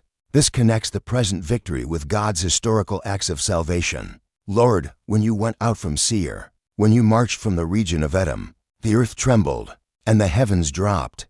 Yes, the clouds dropped water. The mountains quaked before the Lord. The Sinai before the Lord, the God of Israel. Judges 5:4-5. You are transported by these powerful poetic images. Seir and Edom are regions to the south and east of Israel, associated with the wilderness journey. The language is cosmic. the earth trembles, the heavens release rain. The mountains, even the mighty Sinai, where the covenant was given, quake at the presence of Yahweh. This is not a localized deity, but the sovereign creator God whose power shakes the very foundations of the earth. By invoking this imagery, the song asserts that the same God who revealed himself in awesome power at Sinai is the God who has now acted to deliver Israel from Sisera. This provides a theological anchor for their victory, grounding it in the unchanging character and omnipotence of God. It reminds the listeners and you that the God of the past is the God of the present, and his power to save is undiminished. Reflect for a moment on the comfort and strength that comes from knowing we worship a God whose mighty acts are woven throughout history, a God whose faithfulness endures through all generations. After this majestic portrayal of God's power, the song poignantly recalls the bleak situation in Israel before Deborah's rise, contrasting the past despair with the present deliverance. In the days of Shamgar, son of Anath, in the days of Yel, the highways were abandoned, and travelers kept to the byways. The villagers ceased in Israel, they ceased, until I, Deborah, arose as a mother in Israel. Judges 5:6-7. Shamgar son of Anath was another judge, mentioned briefly in Judges 3:31, who fought the Philistines. The reference to the days of Yel here is intriguing. It's the same name as the heroine who killed Sisera, but used here to describe a period of insecurity before the recent events. It might be a common name or a poetic device. The imagery is stark. Highways abandoned due to danger, people forced to use hidden, winding paths. Village life, the normal rhythm of agricultural society, had broken down. Villagers ceased or peasantry ceased.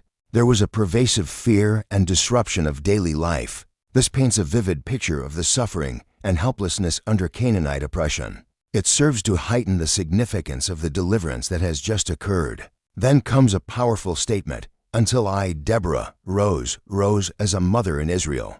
This is not a boast of personal achievement, but a statement of her God-given role and the turning point it represented. She sees herself as a mother in Israel, a term that conveys nurturing, protection, guidance, and fierce love for her people.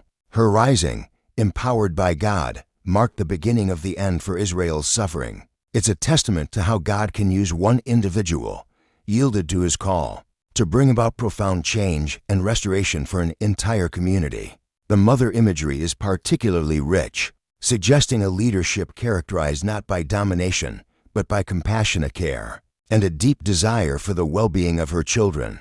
The people of Israel consider the qualities of a mother: fierce protectiveness, tireless provision, unwavering love. Deborah embodied these for her nation in a time of desperate need. The song continues to diagnose the root cause of Israel's troubles. When new gods were chosen, then war was in the gates. Was shield or spear to be seen? Among 40,000 in Israel, Judges 5-8. This is a clear theological indictment. Israel's suffering was a direct consequence of their apostasy, their turning away from Yahweh to worship new gods, the idols of the Canaanites. This spiritual infidelity led to vulnerability and conflict. War was in the gates. It also resulted in their disarmament and demoralization. Was shield or spear to be seen? Among 40,000 in Israel. This rhetorical question emphasizes how helpless they had become, lacking the means and perhaps the will to defend themselves. This verse is a crucial reminder of the biblical principle that obedience to God leads to blessing and security, while disobedience and idolatry lead to hardship and judgment. It's a call to spiritual self-examination, both for ancient Israel and for us today. Where have we placed our ultimate trust? What new gods might we be tempted to serve? But then, the tone shifts from lament and indictment to heartfelt appreciation for those who responded to the call to fight. My heart goes out to the commanders of Israel, who offered themselves willingly among the people. Bless the Lord. Judges 5-9. Deborah's heart overflows with gratitude for the leaders and the people who volunteered for this dangerous mission. This repeats the sentiment of verse 2, emphasizing the importance of willing sacrifice and again directing the ultimate praise to God. There's a warmth, a personal affection in my heart goes out to them. She is not a distant, aloof leader, but one who deeply values and cherishes the courage and commitment of her people. This expression of gratitude is vital for leadership, fostering loyalty and mutual respect. The song then calls on different segments of society to join in recounting and celebrating God's righteous acts. Tell of it, you who ride on white donkeys, you who sit on rich carpets, and you who walk by the way. To the sound of musicians at the watering places, there they repeat the righteous acts of the Lord, the righteous acts of His villagers in Israel. Judges 5:10-1-1a, with some variations in translation for clarity, e.g. musicians or those who divide the spoil. This is a beautiful call for widespread testimony. Those who ride on white donkeys and sit on rich carpets represent the wealthy and influential. Those in positions of leadership or ease. Those who walk by the way are the common people, the travelers.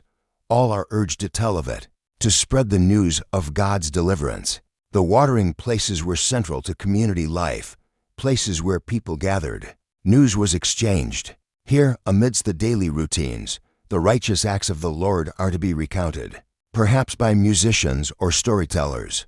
The focus is on God's righteous acts, His justice, His faithfulness in delivering His people and judging their oppressors. This celebration is not just about military victory, but about the demonstration of God's character. The specific mention of His righteous acts of His villagers in Israel, or His victories for the peasantry, highlights that this deliverance has restored security and well-being to the common folk, those who suffered most acutely when village life was disrupted. This concern for the ordinary person is characteristic of God's heart. The section of the song paints a picture of a society erupting in joyful narration, everyone participating in sharing the good news. It's a communal act of remembrance and praise. You reflect on the importance of storytelling in faith communities, how recounting God's interventions in the past strengthens faith in the present and builds hope for the future. This is how a living tradition is maintained and passed on. The first part of the Song of Deborah and Barak has laid a powerful foundation. It has established God's supreme power, acknowledged Israel's past failings, celebrated the courage of those who responded to the divine call, and summoned all people to join in proclaiming God's righteous acts. The poetry is rich, the emotions are palpable, and the theological insights are profound. You are drawn into this ancient celebration, feeling the pulse of a nation reborn, a people redeemed. The song is just beginning to unfold its treasures, and you anticipate the further recounting of the battle, the commendation of the faithful tribes, the rebuke of those who held back, and the extraordinary blessing of Yel, all building towards a triumphant conclusion. This initial movement of the song sets your heart in a posture of worship and awe, ready to hear more of how the Lord, the God of Israel, brought salvation to His people. The Song of Deborah and Barak continues its powerful crescendo, moving from the general call to praise and the remembrance of past hardship to a more direct and stirring exhortation to action, seemingly reliving the very moment of mobilization and divine empowerment. Then down to the gates march the people of the Lord, to the gates of the nobles of the people. Awake, awake, Deborah, awake, awake, break out in a song. Arise, Barak, lead away your captives, O son of Abinoam. Judges 5:11b-12, interpreting gates metaphorically for engagement, and nobles as part of God's people, or even a challenge to enemy strongholds. The translation of 5:11b can be varied. Some see it as the people of the Lord marching down against the nobles, mighty ones at the gates. Regardless of the precise nuance, there is a sense of movement, of God's people engaging. Then the song turns directly to its composers. The repetition, awake, awake, Deborah, awake, awake, break out in a song, is a powerful self-exhortation, or perhaps the people's call to her. It's as if the Spirit is stirring her to a new level of prophetic utterance, to give full voice to the triumph. The song itself becomes an act of spiritual warfare and celebration. And to Barak, rise, Barak, lead away your captives, O son of Abinoam. This is a command to fully realize the victory, to take possession of its fruits, to demonstrate the completeness of the enemy's defeat by leading away captives, a common ancient practice signifying total victory. It's a call to step into the fullness of what God has accomplished. You feel the energy building, the song becoming a dynamic force, not just a passive reflection. The song then begins to enumerate the tribes of Israel, praising those who bravely answered the call and joined the fight, and implicitly, or sometimes explicitly, rebuking those who stayed away. This section is a fascinating glimpse into the intertribal dynamics of ancient Israel, and a powerful commentary on faithfulness and courage versus self-interest and apathy.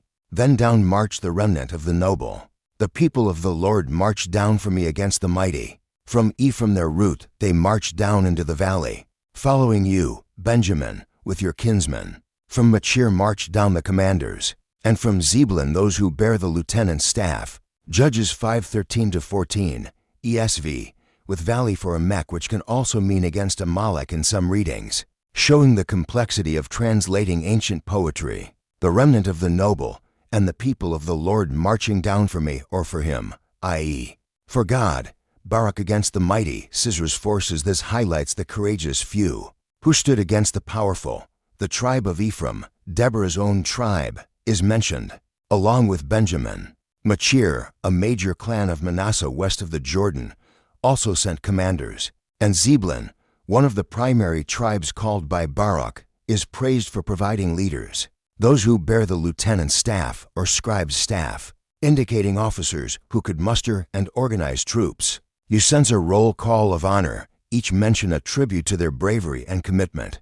It's a reminder that in God's economy, faithfulness is noted and remembered. Every act of courage, every sacrifice made in obedience to his call, matters. The praise continues for another key northern tribe. And the princes of Issachar came with Deborah. Issachar, loyal to Barak, they rushed into the valley on foot. Among the clans of Reuben, there were great resolves of heart. Judges 5:15. Issachar, whose territory was in the Yisrael Valley itself, and thus heavily impacted by Sisera, showed great loyalty and courage, rushing into the valley on foot alongside Barak. Directly into the teeth of the chariot threat, their commitment is lauded. This specific mention of their loyalty to Barak, and their willingness to engage in the most dangerous part of the battlefield, sets them apart.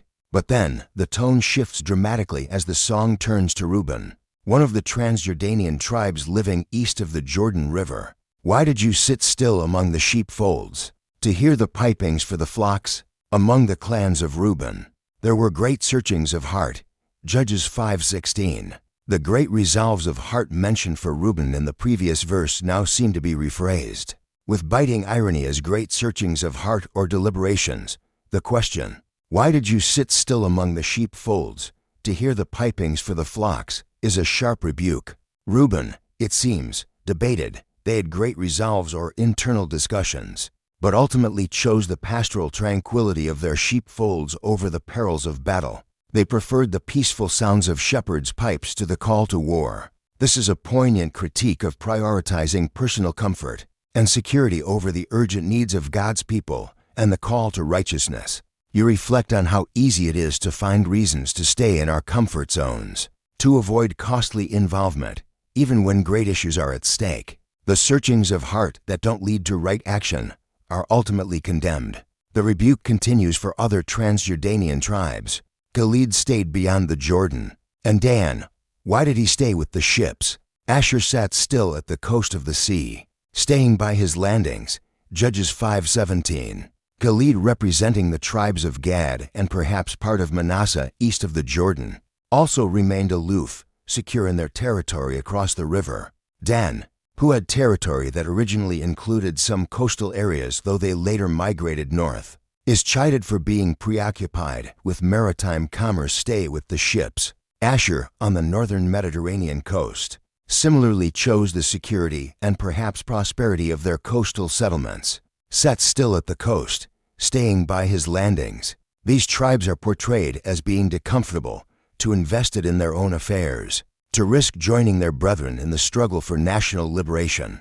Their inaction stands in stark contrast to the heroism of Zebulun and Naphtali. This part of the song serves as a powerful warning against parochialism, self-preservation at all costs, and a failure to recognize that the fate of God's people is interconnected. When one part of the body suffers, all parts should feel it and respond. But then, the song returns with soaring praise for the tribes who did answer the call, highlighting their extraordinary courage.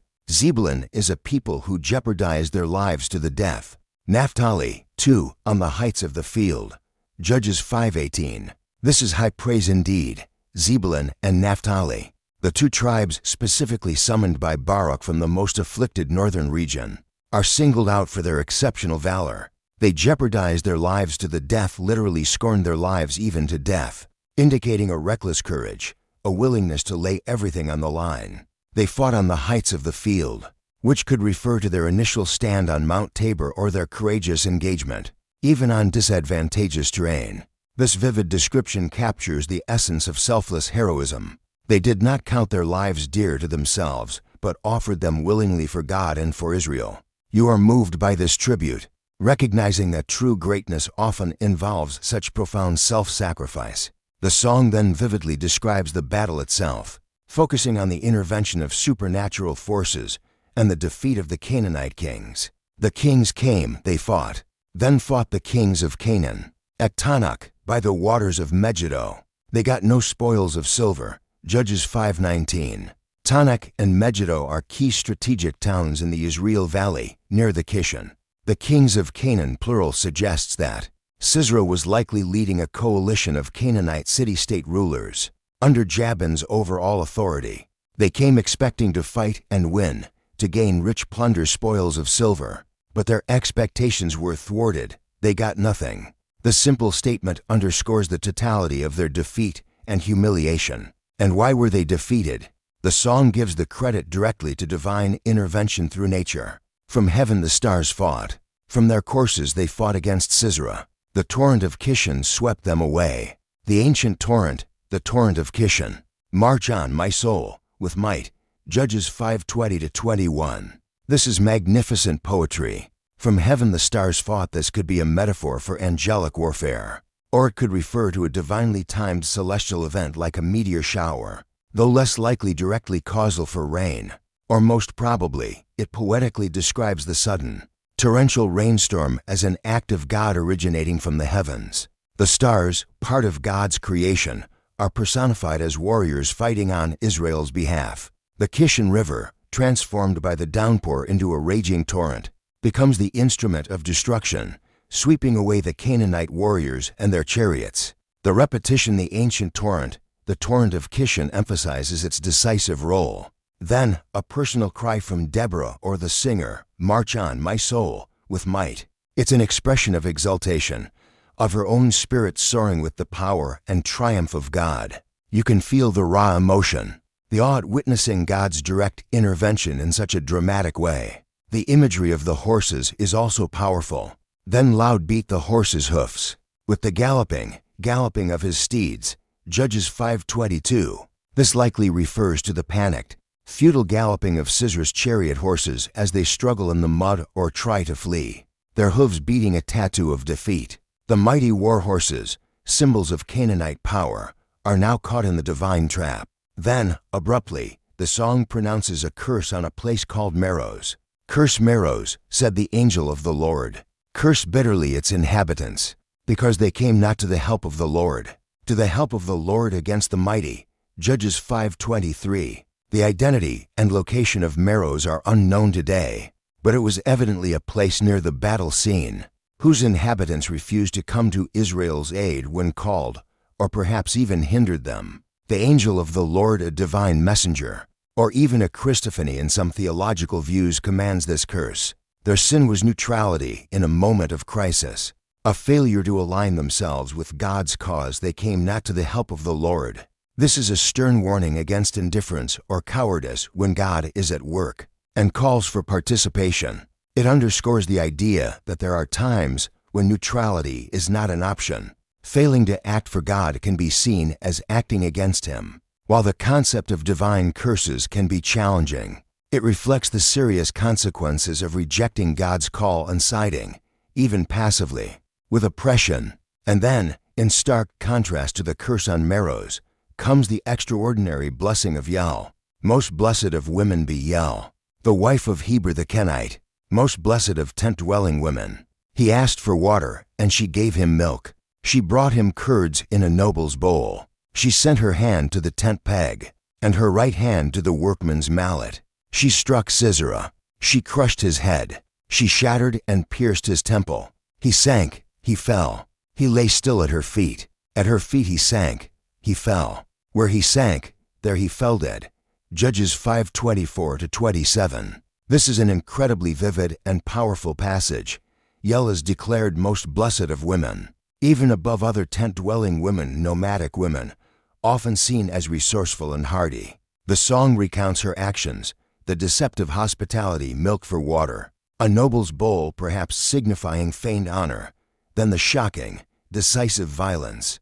The description of her striking Sisera is graphic and repetitive, emphasizing the thoroughness and finality of his demise. She struck Sisera, she crushed his head, she shattered and pierced his temple. The repetition of he sank, he fell, he lay still at her feet. Where he sank, there he fell dead drives home the completeness of his defeat at her hands. While the act itself is brutal, the song unequivocally frames it as a righteous deed deserving of blessing, because it was instrumental in God's deliverance of Israel and the fulfillment of prophecy. Yael, the outsider, the woman, becomes a key agent of God's justice. Her courage, her decisiveness, and her willingness to act, even in such a shocking way, are celebrated as contributing to the divine victory. This passage continues to challenge readers, forcing a wrestling with the complexities of God's work in a violent world and his use of seemingly unlikely instruments. The clear divine endorsement within the song itself, most blessed, is key to its interpretation within its own canonical context. You are nearing the end of this magnificent song, having journeyed through its heights of praise, its depths of rebuke, its vivid battle imagery, and its shocking celebration of Yael's deed.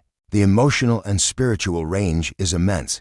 It is a raw, powerful, and deeply honest expression of a nation's experience of oppression, divine intervention, and triumphant liberation. The themes of God's sovereignty, the importance of courageous faith and willing sacrifice, the consequences of apathy, and the unexpected ways God works His will, have all been powerfully explored. The Song of Deborah and Barak now moves towards its poignant and ultimately triumphant conclusion. Having celebrated Yael's decisive act, the poem employs a masterful stroke of dramatic irony, shifting to imagine the scene from the enemy's perspective, specifically Sisera's mother anxiously awaiting his return.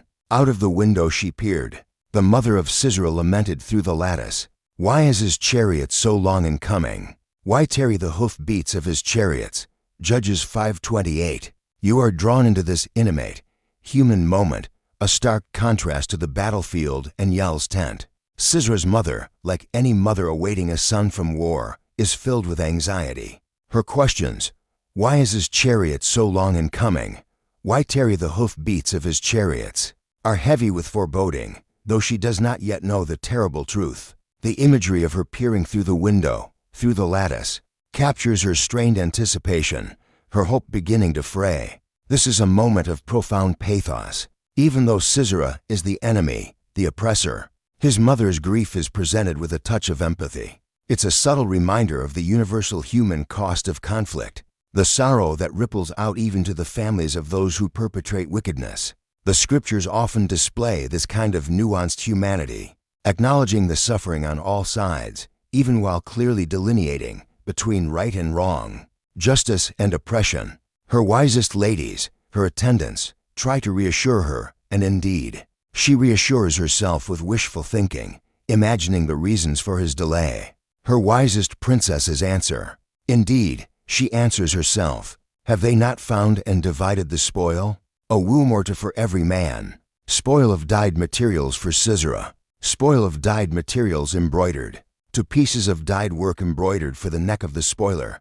Judges 5:29-30. Their rationalization is chillingly revealing of the Canaanite mindset and the brutal realities of ancient warfare. They assume Sisera and his men are delayed because they are busy dividing the plunder. Captured women, a womb or two for every man, a horrifyingly callous objectification, and luxurious dyed and embroidered textiles for Sisera himself. This imagined scene of looting and violation, intended as a comfort to Sisera's mother, instead serves to underscore the very oppression and cruelty from which God has just delivered Israel. It highlights the moral bankruptcy of the enemy and further justifies their defeat. The spoiler getting his spoil is exactly what has been prevented by God's intervention. There's a terrible irony here. They imagine triumph and riches, while in reality, Sisera lies dead, his army destroyed, their spoils unplundered. You reflect on how self-deception and a distorted view of reality often characterize those who set themselves against God's purposes. They build their hopes on false foundations, blind to the impending judgment. This glimpse into the enemy's camp, with its false hopes and cruel expectations, serves to magnify the greatness of God's deliverance. While Sisera's mother waits in vain, Israel is already beginning to taste the sweetness of freedom. The contrast is powerful and underscores the totality of the victory. And then, the song culminates in a final, powerful declaration and a prayer that resounds through the ages. So may all your enemies perish, O Lord, but your friends be like the sun as he rises in his might. Judges 5:31a. This is the triumphant climax.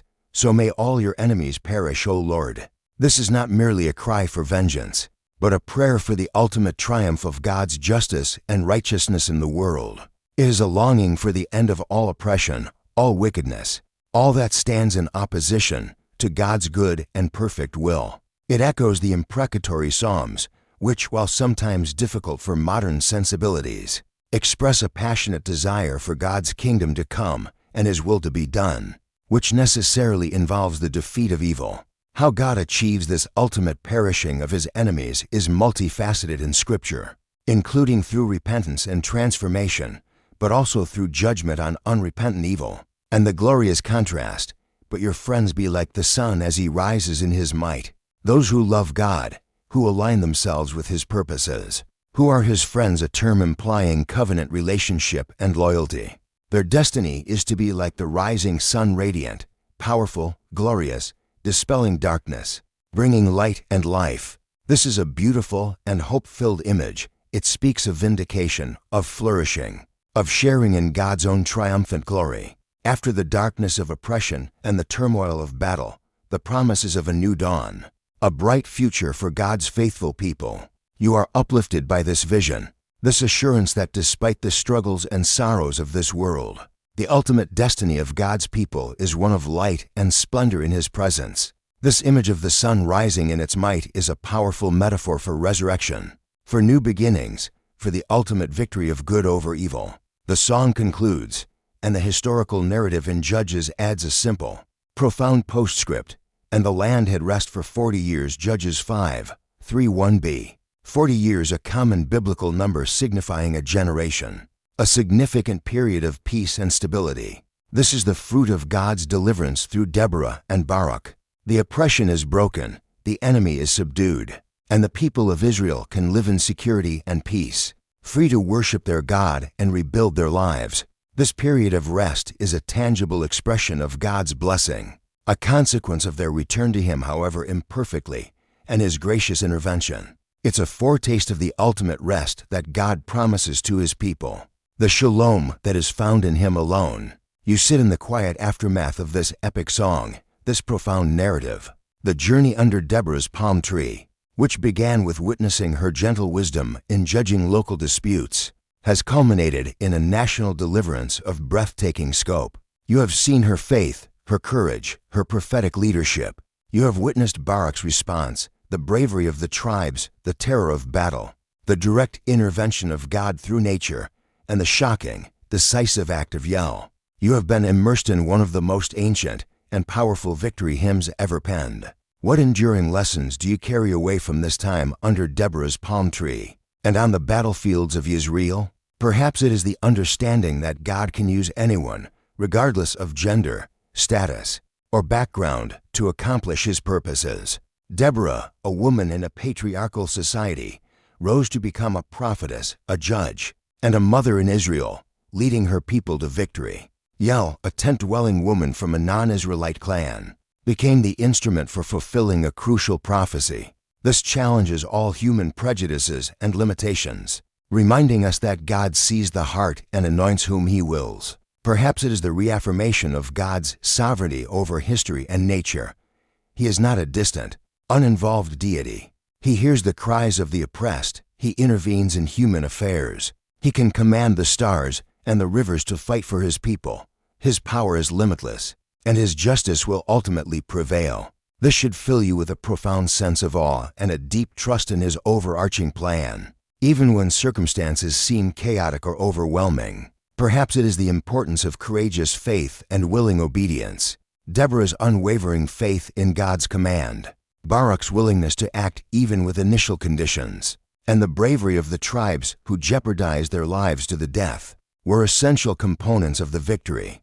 God calls for human partnership, for us to step out in faith, trusting his promises, even when the path is daunting. Conversely, the song also warns against apathy, self-interest, and the fear that leads to inaction. As seen in the tribes that were rebuked, it's a call to wholehearted commitment. Perhaps it is the deep connection between spiritual faithfulness and national well-being. The song clearly links Israel's suffering to their choice of new gods, and their deliverance to a return to the Lord and his ways. This is a timeless principle. True shalom, true peace, and flourishing are found in right relationship with God. And finally, perhaps it is the enduring power of hope.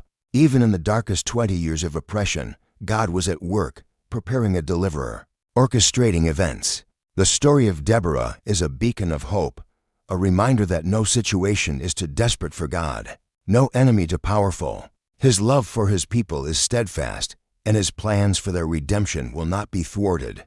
The final image of his friends being like the sun as he rises in his might is a promise that extends far beyond ancient Israel, offering a vision of ultimate triumph and glory for all who trust in him. The cares of your own day, which seemed so pressing when we began this journey, have perhaps faded into a softer perspective. You have breathed the ancient air, walked the dusty paths, felt the tension of oppression, the thrill of divine intervention, and the deep peace of God-given rest. You have been under Deborah's palm tree, a place of gentle wisdom, and you have witnessed how that wisdom, rooted in God, can blossom into courageous action that changes the course of history. Let the peace of this story, the assurance of God's presence and power, settle deep within your spirit.